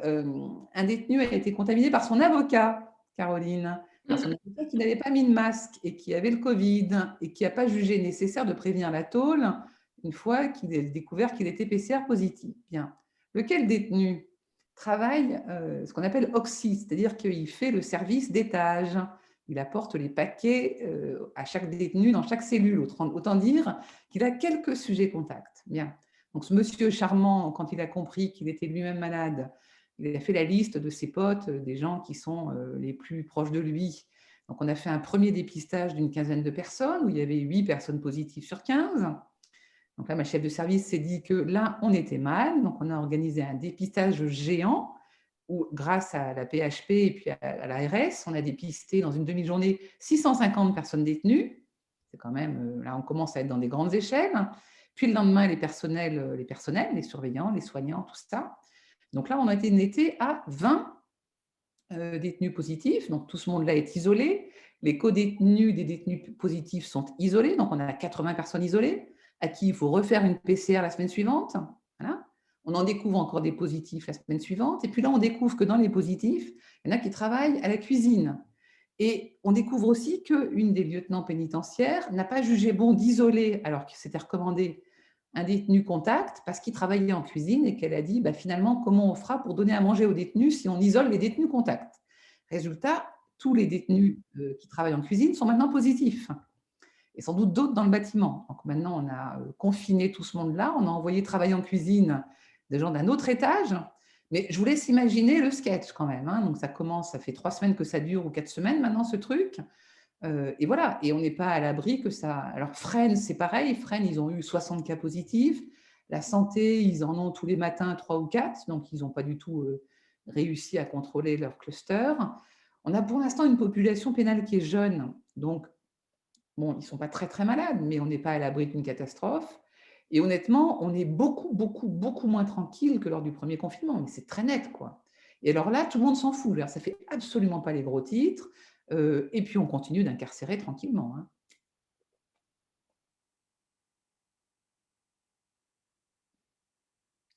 Vas-y, je te laisse prendre la parole. Ma sœur, puisque vous parlez de pandémie et que vous avez dans votre intervention d'aujourd'hui parlé également de fraternité, j'aimerais bien vous interroger sur une réponse que vous aviez faite à la Croix, je pense au moment du premier confinement, sur ce que la pandémie et l'expérience de manque de messe vous avez appris de l'Eucharistie.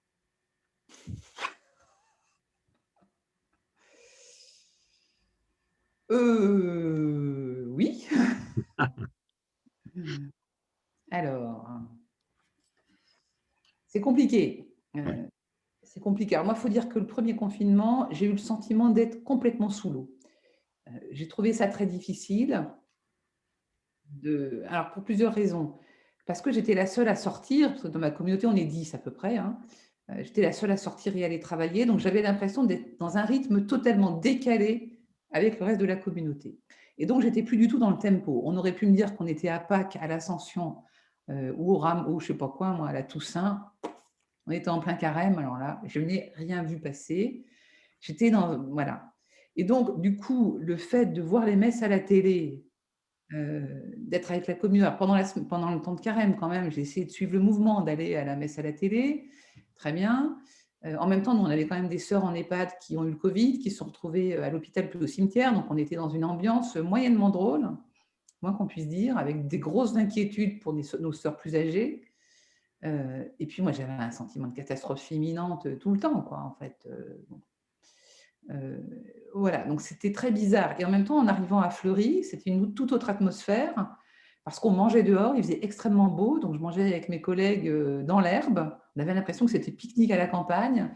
C'était mais bizarre de chez bizarre, de chez bizarre. Et donc, bon, jusqu'à Pâques, j'ai fait l'effort de rester à la messe à la télé, mais je trouvais ça aussi super bizarre qu'on communie sur la réserve eucharistique, alors qu'on n'en avait pas parlé ensemble avant, et qu'il y ait plein de gens qui soient privés de la communion et qui en souffrent, alors que nous, au bout du compte, pourquoi est-ce qu'on communiait devant la télé? Enfin, et puis de regarder des prêtres en boucle, à un moment donné, ça m'a un peu fatigué le cerveau. Et je suis très copine avec Thierry Hubert, qui est patron du Jour du Seigneur.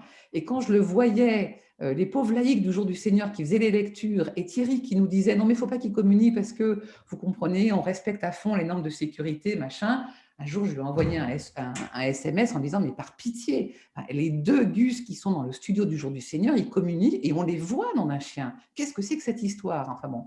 Et je pense qu'on est plusieurs à avoir un peu réagi là-dessus, parce que c'était trop bizarre et ça faisait une sorte de show, de clair, et c'était très compliqué.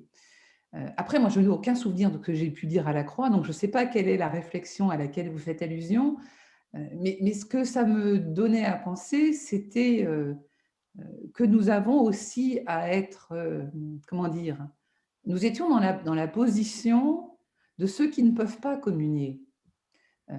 Pour 1000 raisons, hein, parce qu'ils sont vieux et qu'il n'y a pas de messe et qu'il n'y a personne pour venir chez eux, parce qu'ils sont malades, parce que la discipline de l'Église leur demande de ne pas communier, etc.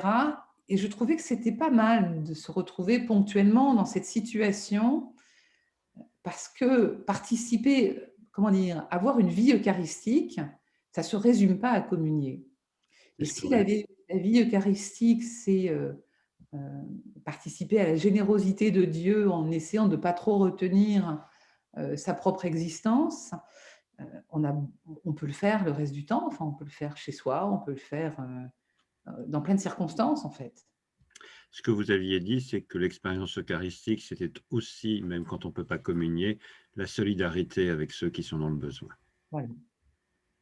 Alors, c'est vrai qu'à ce sujet, on avait fait un petit point de situation, si je puis dire, à la fin du confinement avec les sœurs, et on s'était rendu compte qu'on n'avait pas du tout été à la hauteur. C'est-à-dire qu'on habite une très belle maison dans le 6e arrondissement de Paris, et on s'est rendu compte qu'on avait été victime d'une forme de tétanie collective, et que, alors que des laïcs à Notre-Dame-des-Champs, à côté de chez nous, avaient organisé des paniers repas pour les gens qui étaient vraiment en difficulté, pas l'une d'entre nous avait eu l'idée d'y aller, pas une. Donc, on était un peu pas très fiers de nous, quoi. Et est-ce que, alors, la question que j'avais en tête, c'était revenir sur l'idée de la prison et la loupe, enfin une forme de loupe sur la société. Est-ce que par moment, ça peut être une loupe qui pourrait peut-être même nous donner des clés par rapport à l'impact à la fois de ce confinement, mais aussi d'une culture globale qui engendre de plus en plus d'individualisme ou d'isolement, de solitude dans des tas de lieux de vie. Qu'est-ce que vous observez être les bonnes antidotes pour créer de la fraternité? C'est très, très compliqué. Je pense que la fraternité, elle est ras de terre d'abord. Elle est comment nous sommes attentifs les uns aux autres, comment je prends mon téléphone pour pour prendre des nouvelles de tel ou tel, etc. La fraternité en prison, elle existe, hein, et elle existe entre les détenus. Elle est même parfois, alors elle n'existe pas toujours, c'est loin qu'on puisse dire, mais j'ai des très beaux exemples de véritable fraternité, des femmes en cellule qui se soutiennent vraiment. Enfin, et lors du premier confinement, alors peut-être un peu moins au deuxième, parce que le premier confinement, ils n'avaient plus de parloir, hein, donc c'était quand même difficile. En même temps, je trouvais qu'elles étaient attentives, c'est-à-dire que les détenus nous disaient « mais faites attention à vous, docteur ». Et disaient ça aux surveillants, « faites attention à vous ». Donc en fait, la fraternité, elle n'est pas forcément là où on l'attend, elle est parfois, elle vient de ceux dont on pense qu'ils seraient les plus vulnérables, et c'est précisément eux qui nous font des leçons de fraternité. Donc je crois que c'est ça que moi m'apprend la prison, c'est qu'il ne faut pas attendre de l'institutionnaliser, de la construire, ou je ne sais pas quoi, il faut d'abord la vivre en vrai, là où on est, avec les gens à côté de qui on est.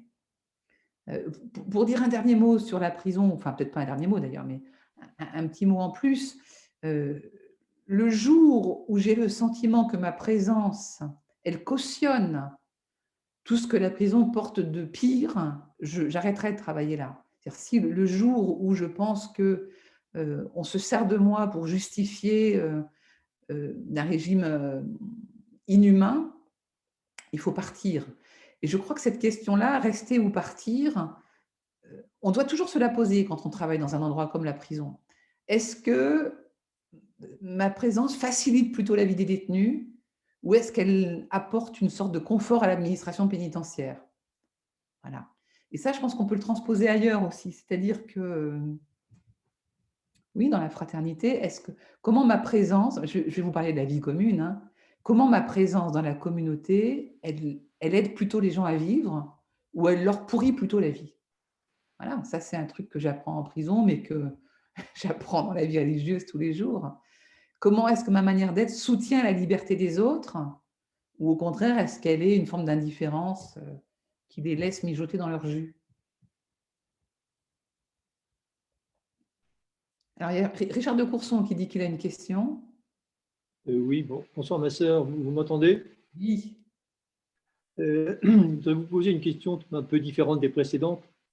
Comment peut-on expliquer que Nelson Mandela, après 30 ans de prison, ait pu devenir le président de la réconciliation en Afrique du Sud? Alors, je crois qu'il y a d'abord la grandeur du bonhomme, hein, mais ce que je vous disais tout de suite de la liberté des gens qui deviennent libres en prison, ça m'évoque un peu ça. Je pense aussi à, comment s'appelle-t-il? Ah, je ne sais plus son nom. Qui est un détenu basque, Dibar Etarak, qui a été incarcéré de longues années. Le jour de sa sortie, le surveillant lui dit « Vous devez être heureux de retourner, de redevenir libre ». Et lui répond « Je n'ai jamais cessé de l'être ». Donc, je crois qu'il y a des circonstances. Je vais prendre attendez, je vais faire un petit détour. Nietzsche, dans un de ses textes, parle de la grande santé. Et il dit que la grande santé, c'est au bout du compte, quand on est malade, découvrir en soi quelque chose qui reste intact, au cœur même de la maladie, et qui est une forme de santé supérieure. Et il dit par exemple que quand il n'arrivait plus à lire, le fait d'être à moitié aveugle, ou en tout cas d'avoir du mal à tenir son attention devant les livres, ça lui a donné une forme de liberté supérieure qui était de quitter les livres pour penser par lui-même. Donc il découvre à cette occasion, à l'occasion de l'épreuve, une forme de santé supérieure. Et moi, je crois qu'en prison, ce que je vous disais du Père Lataste, par exemple, il y a des détenus qui peuvent découvrir en prison une forme de liberté, de grande liberté, qui ne modifie rien aux conditions difficiles d'incarcération. Il ne faut pas rêver. Hein. Elles souffrent toujours de l'incarcération, de l'isolement, du regard des autres, etc. Mais elles ont découvert en elles, ou ils ont découvert en eux, quelque chose d'intact qui ne peut pas être touché, abîmé par l'enfermement.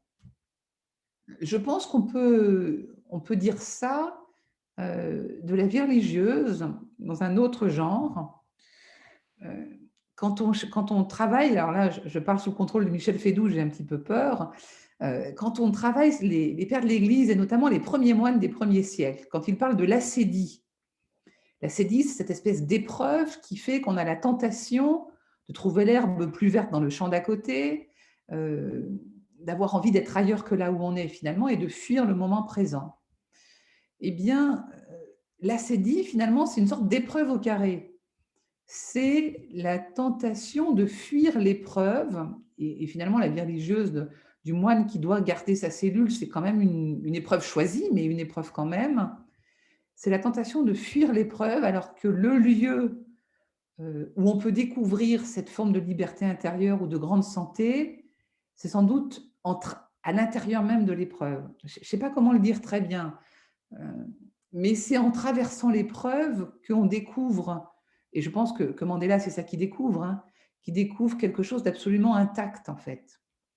Je crois que si nous avons été créés à l'image et ressemblance de Dieu, il y a quelque chose en nous qui est notre identité la plus profonde, peut-être quelque chose autour de la conscience, qui est un lieu que rien ne peut ni abîmer, ni même le péché ne peut pas l'abîmer. C'est le lieu de notre innocence la plus profonde, c'est le lieu de notre ressemblance avec Dieu, c'est le lieu de notre liberté. Alors ça, je pense qu'à nous de le cultiver chez l'autre, de faire que l'autre découvre qu'il l'a en lui. Mais c'est là, c'est quand on est dans ce lieu-là qu'on peut, je crois, être libre. Je ne sais pas si je réponds à votre question tellement. Tout à fait. Merci beaucoup.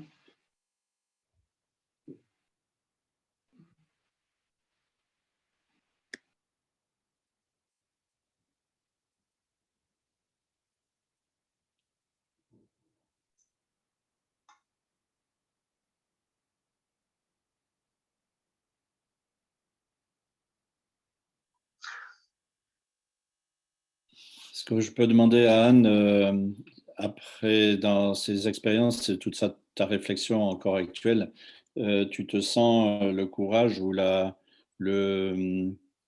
possibilité de décrocher les pendus? Ah! Alors déjà, comment te Quel dire? sens, au fond, tu donnes à cette phrase, Oui, tout ce à gars fait. qui t'a accueilli? Ouais. Ouais. Je vais te raconter une histoire là-dessus, tiens. Déjà, ce n'est pas moi qui les décroche, les pendus, c'est les surveillants. Donc, ceux qui sont véritablement en première ligne, c'est les surveillants, dans la vraie vie. Alors, je vais vous raconter une histoire très personnelle. Il se trouve qu'il y a 4-5 ans, oui, par là, quand je suis revenue à Paris, donc en 2014, donc il y a maintenant, voilà, le temps passe, il y a 6 ans, 7 ans. Je trouvais que c'était un peu un moment charnière. J'avais passé 13 ans à Dourdan, je revenais à Paris, et les années, enfin, ça avait été compliqué, bref. Donc j'essayais de me dire que bon, il s'agissait que je me remette un peu d'aplomb. Et je me suis dit, tiens, pourquoi pas une retraite ignatienne, moi qui n'ai jamais fait ça, une sorte dominicaine chez les jésuites. Alors j'avais toujours eu très très peur de rentrer dans les espèces de formats qui me paraissaient redoutables. Et là, je me suis dit qu'avec le temps, quand même, j'étais devenue un peu plus mûre peut-être. Et donc, je me suis lancée dans l'aventure. Et j'ai trouvé, enfin, il se trouve que le père jésuite qui m'a accompagnée était, à mes yeux, exceptionnel parce qu'il a bien compris que qu'il ne fallait pas trop me faire peur, en fait. Bref. Et lors de cette retraite, il se trouve qu'à un moment donné, il m'a donné à méditer le texte de la femme qui verse du parfum sur les pieds de Jésus dans l'évangile de Luc au chapitre 7. Et c'est un texte que j'aime beaucoup, que je connais bien. Et j'étais devant ce texte, mais complètement sèche, sans du tout savoir ce que j'allais en tirer. Donc il me laisse macérer dedans une fois, 2 fois. Enfin, bref, il me le donne à reprendre, à relire, machin, comme vous savez très bien faire, n'est-ce pas? Et au bout de la 3e lecture de ce texte, quand je commençais à en avoir un peu marre, je disais, mais écoute Seigneur, franchement, qu'est-ce que je vais... Voilà, je ne sais pas quoi faire de ce truc. Et subitement m'est revenue une scène de la prison qui était une scène absolument terrible. J'étais de garde à la prison, parce que des fois, oui, parce que je fais des nuits de garde, ça, c'est pas ce que je préfère. Donc, je passe 24 heures à Fleury, à l'époque 2 voire 3 fois par mois, maintenant un peu moins, 1 fois par mois. Et donc, je me rappelle d'une scène où ça s'était passé peut-être 1 an ou 2 ans avant, j'étais appelée à 5 heures du matin pour quelqu'un qui s'était suicidé et qui s'était sectionné l'artère carotide. Donc j'arrive genre à 6 heures du matin, heureusement pas seule, en même temps que les pompiers, parce que les surveillants avaient eu la bonne idée d'appeler les pompiers. Donc on rentre dans la cellule et on voit ce monsieur dans le lit du haut, qui était un monsieur étranger, qui baignait dans du sang et qui était mort. Voilà. Donc situation bien terrible. Et puis, bon, je constate le décès, etc. Je ressors de la cellule et là, les gendarmes étaient là, parce que les gendarmes arrivent assez vite, hein, parce qu'il y a forcément une autopsie pour tous décès suspects en prison, et commencent à me poser des questions sur le monsieur. Donc, je lui dis, écoutez, d'abord, je ne le connais pas, ce monsieur, et de toute façon, même si je le connaissais, je ne vous dirai rien. Il y a des procédures, si vous voulez saisir le dossier médical, ça se fait sur demande, sur une commission rogatoire, avec saisie du dossier en présence d'un membre du Conseil de l'ordre, dans le bureau de la chef de service, et ça se fait en aucun cas à 6 heures du matin, comme ça. Bien. Et puis subitement, quand même, je me dis, mais il avait un codétenu, cet homme. Et les surveillants me disent, ah oui, d'ailleurs, le codétenu, on l'a mis dans la salle d'attente. Je dis, bah, peut-être qu'il faut que je le voie, le codétenu. Donc, je vais voir le codétenu qui était recroquevillé comme ça, en train de déchirer des petits papiers comme ça, qui ne disaient rien, qui étaient mutiques. J'essaye de parler avec lui, il ne disait rien. Je prends beaucoup de temps, finalement, je le fais descendre dans la salle de soins. Enfin bref, je vous passe les détails. Et finalement, il me parle et il me raconte que le matin, il s'est levé et il avait fait le ménage la veille, et donc il voit du sang par terre et il ne comprend pas d'où vient ce sang, et que c'est comme ça qu'il découvre que son codétenu s'est tué. Et puis les gendarmes reviennent me voir et commencent à me poser des questions sur le codétenu. Et à ce moment-là, seulement à ce moment-là, je comprends dans ma tête qu'en fait, je ne sais pas ce qui s'est passé. Je ne sais pas si ce type s'est suicidé ou si c'est un meurtre. Je ne sais pas. Et je ne le saurai jamais, et je ne veux surtout pas le savoir. Je veux surtout pas le savoir. Et je me rappelle de ce sentiment d'un plancher qui tombe, quoi, de descendre à l'étage d'en dessous, en fait. Et c'était mon pote psychiatre qui était de permanence ce jour-là. Donc tout ça, ça prend beaucoup de temps. Donc je sors très en retard et je le croise vers 11 heures le matin et je lui dis, écoute, il faut que tu vois le codétenu de ce monsieur. Et il m'a dit, écoute, je ne t'ai jamais vu comme ça, tu étais blanche, tu étais factuelle, tu m'as dit, tu fais ça, tu fais ça, tu fais ça, tu fais ça. Voilà. Et en fin de compte, je me rappelle de cette scène alors que je suis dans cette retraite devant l'évangile de Luc. Je me dis, mais quel rapport, quel rapport. Et tout d'un coup, m'est donné, je crois, de comprendre très profondément quelque chose, qui est que la position de la femme en train de laver les pieds de Jésus, de cette femme pécheresse, c'est la seule réponse à la violence du monde. C'est ça la réponse. Il n'y en a pas d'autre. Et c'est ce que qualifie Jésus quand il lui dit « elle a beaucoup aimé ». Voilà. Il n'y a pas d'autre réponse à la violence du monde que celle-là. Et je crois que, appuyé sur cette certitude-là, je peux continuer de travailler dans cet endroit, je peux continuer de décrocher des pendus, entre guillemets, parce que je suis certaine que cet amour est vainqueur, que la victoire a eu lieu, qu'elle est certaine et que c'est gagné, quoi. Et du coup, c'est une sorte de point d'Archimède sur lequel je peux m'appuyer pour regarder cette violence en face sans la craindre. Même si parfois, moi je peux être violente dans mes propos, je le sais, mais comment dire, la victoire, elle a eu lieu. Voilà. Donc tu vois, j'ai envie de te répondre comme ça, parce que je crois que ce que j'ai vécu ce matin dans ma garde, c'est une des scènes les pires de ce que j'ai côtoyé en prison, vraiment. Et ce n'est pas pour rien, je pense, que dans une retraite spirituelle, devant un texte d'évangile, j'entends cette situation. Et même pour aller plus loin, et pour rebondir un peu plus loin, il se trouve qu'en ce moment, depuis maintenant, ça je ne vous l'ai pas dit, depuis maintenant 1 an et demi, 2 ans, je fais partie du groupe de la conférence des évêques qui s'occupe de dérives sectaires dans l'Église. Et à ce titre, on reçoit un certain nombre de témoignages, et croyez-moi, les témoignages que je peux lire là sont sans commune mesure en termes de violence avec ce que je peux côtoyer en prison. C'est bien pire, c'est bien pire. de lire des situations d'abus qui durent depuis tellement longtemps, etc. Et je pense que du coup, la prison, à côté, c'est rien, quoi. Et dernière chose, oui, c'est ça où je voulais en venir, pardon, c'est que du coup, en écho à cette histoire d'abus dans l'Église, je crois que la seule position de l'Église, c'est la position de cette femme au pied de Jésus, cette femme pécheresse au pied de Jésus. C'est ça, c'est là où il faut que nous nous tenions. Si nous sommes dans une position de surplomb, nous ne sommes pas au bon endroit. Et ce que j'ai compris, je crois que c'est aussi la position de l'Église que d'être à la place de cette femme. Ok. J'ai quelque chose à te demander par rapport à… Tout à l'heure, tu disais que tu as donné 2 exemples. Le premier, c'est que tu ne voulais pas savoir pourquoi les personnes étaient incarcérées. Et deuxièmement, là, l'exemple que tu as donné sur hem, heu, juste là, l'histoire où tu as dit que tu ne voulais pas savoir qui avait commis le crime dans la prison. En fait, pourquoi en fait tu veux pas? Parce que moi, j'ai une tendance à être très, très curieux et parfois à me faire souffrir. Et donc, je voulais savoir pourquoi, enfin, toi, pourquoi c'est important de ne pas savoir certaines choses?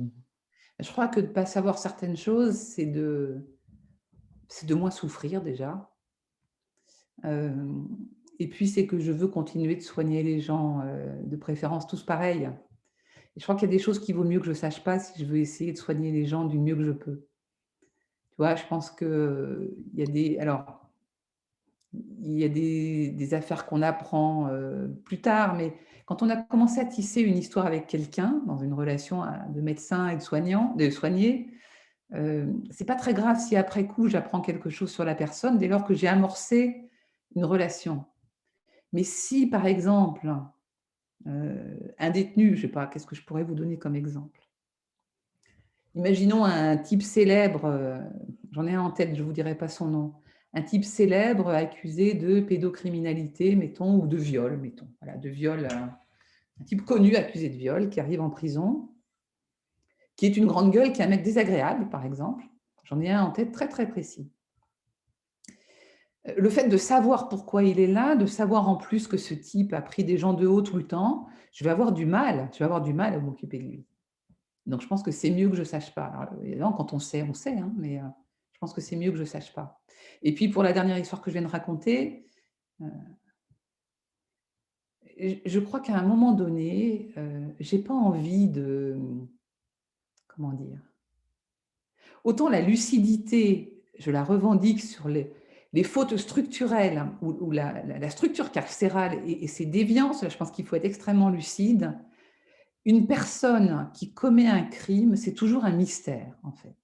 Et donc, il y a en elle, je ne peux pas renoncer à croire qu'il y a en elle ce lieu incorruptible dont je parlais tout à l'heure.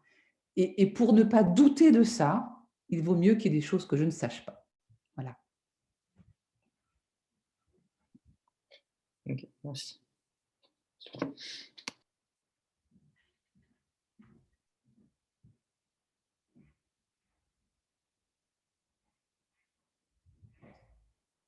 Est-ce qu'il y a une dernière question ou est-ce qu'on reste sur ce lieu incorruptible? Parce qu'on a déjà un petit peu dépassé d'une demi-heure l'espace de temps qu'on s'était donné, mais après…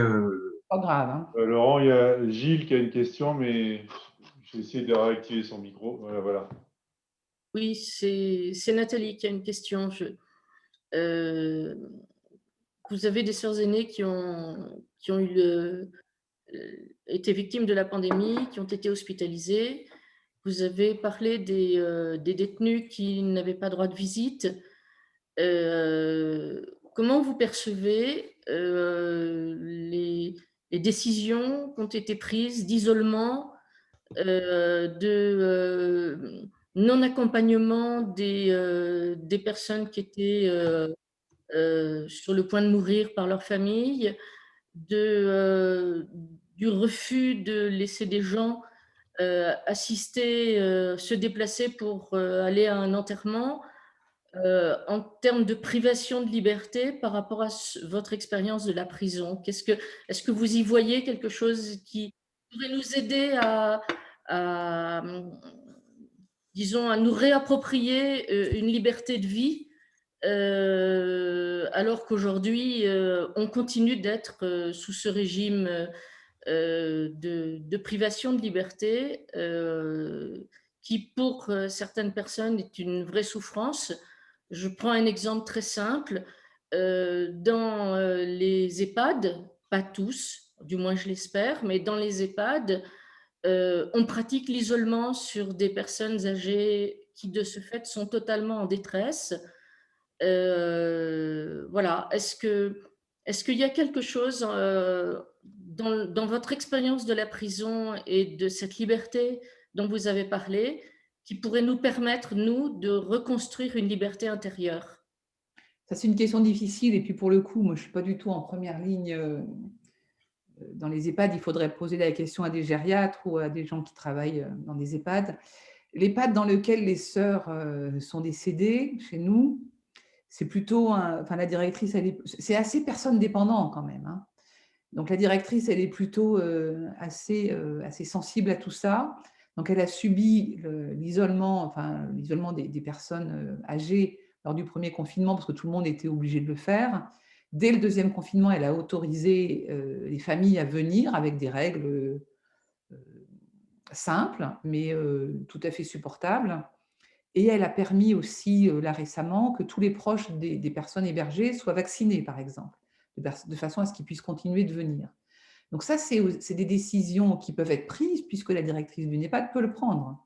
Donc, selon les endroits où nous sommes, à nous d'être force de proposition pour que des gens qui n'auraient peut-être pas l'idée ou la liberté de proposer ça puissent le faire puisqu'ils peuvent le faire, en fait. Donc ça, c'est la première des choses que je répondrai. La deuxième, et je m'arrêterai là parce que, encore une fois, j'ai vraiment pas, c'est pas un domaine que je connais bien. Les détenus, les directeurs de prison ont tout fait pour que les parloirs soient rétablis le plus vite possible. Donc je pense que la question des liens, elle est évidemment primordiale. Donc on peut parfaitement s'inspirer de ça pour dire que la première des choses, c'est comment on rétablit des liens avec les gens, hein. Maintenant, je suis comme vous, je trouve que c'est désastreux en termes c'est le niveau zéro de la vie quoi, de ne pas pouvoir voir ses proches, de ne pas pouvoir aller aux obsèques, etc. Alors, il y a aussi des chrétiens qui ont fait preuve d'initiative, hein, lors du premier confinement. Il y a des gens qui ont organisé des obsèques dans leur jardin, parce que là, au moins, il n'y avait pas de contrainte de nombre, comme dans une église, et c'était en plein air. Donc, comment des hommes et des femmes ont été force de proposition là où ils étaient. Moi, j'ai plutôt envie de répondre ça, en fait. Ce n'est pas tellement des réponses structurelles, mais plutôt qu'est-ce que moi, je peux faire là où je suis? Comment est-ce que je peux être force de proposition là où je suis? Mais j'ai conscience que c'est une réponse un peu courte.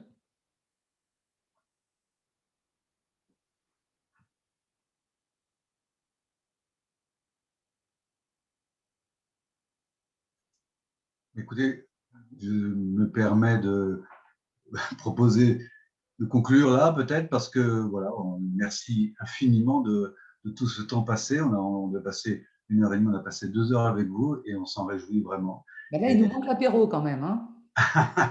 Alors, on vous y invite, la prochaine fois qu'on se réunira, on espère, le 12 juin à Saint-Ignace, vous connaissez bien, et on serait vraiment très heureux si vous étiez avec nous à cette occasion-là. Mais je vous enverrai une invitation personnalisée. En tout cas, un grand merci à tous, à Yves en particulier, pour avoir organisé tout ça. Et puis, merci beaucoup d'avoir été notre interlocutrice ce soir, chère Sorane. À très bientôt. Merci à vous, et c'était très sympa. Merci à vous. Merci. Merci beaucoup. Bravo. Merci beaucoup. Merci. À bientôt. Passionnant. Merci beaucoup. Grand merci. Merci beaucoup. Merci Laurent. Merci. Merci beaucoup. Merci. Et merci Laurent, merci aux organisateurs. Merci beaucoup. Et à bientôt. À très bientôt. À bientôt, j'espère. Oui.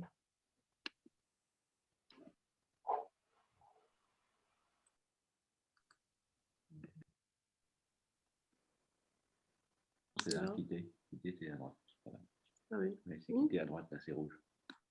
Quitter la session, voilà, tu quittes.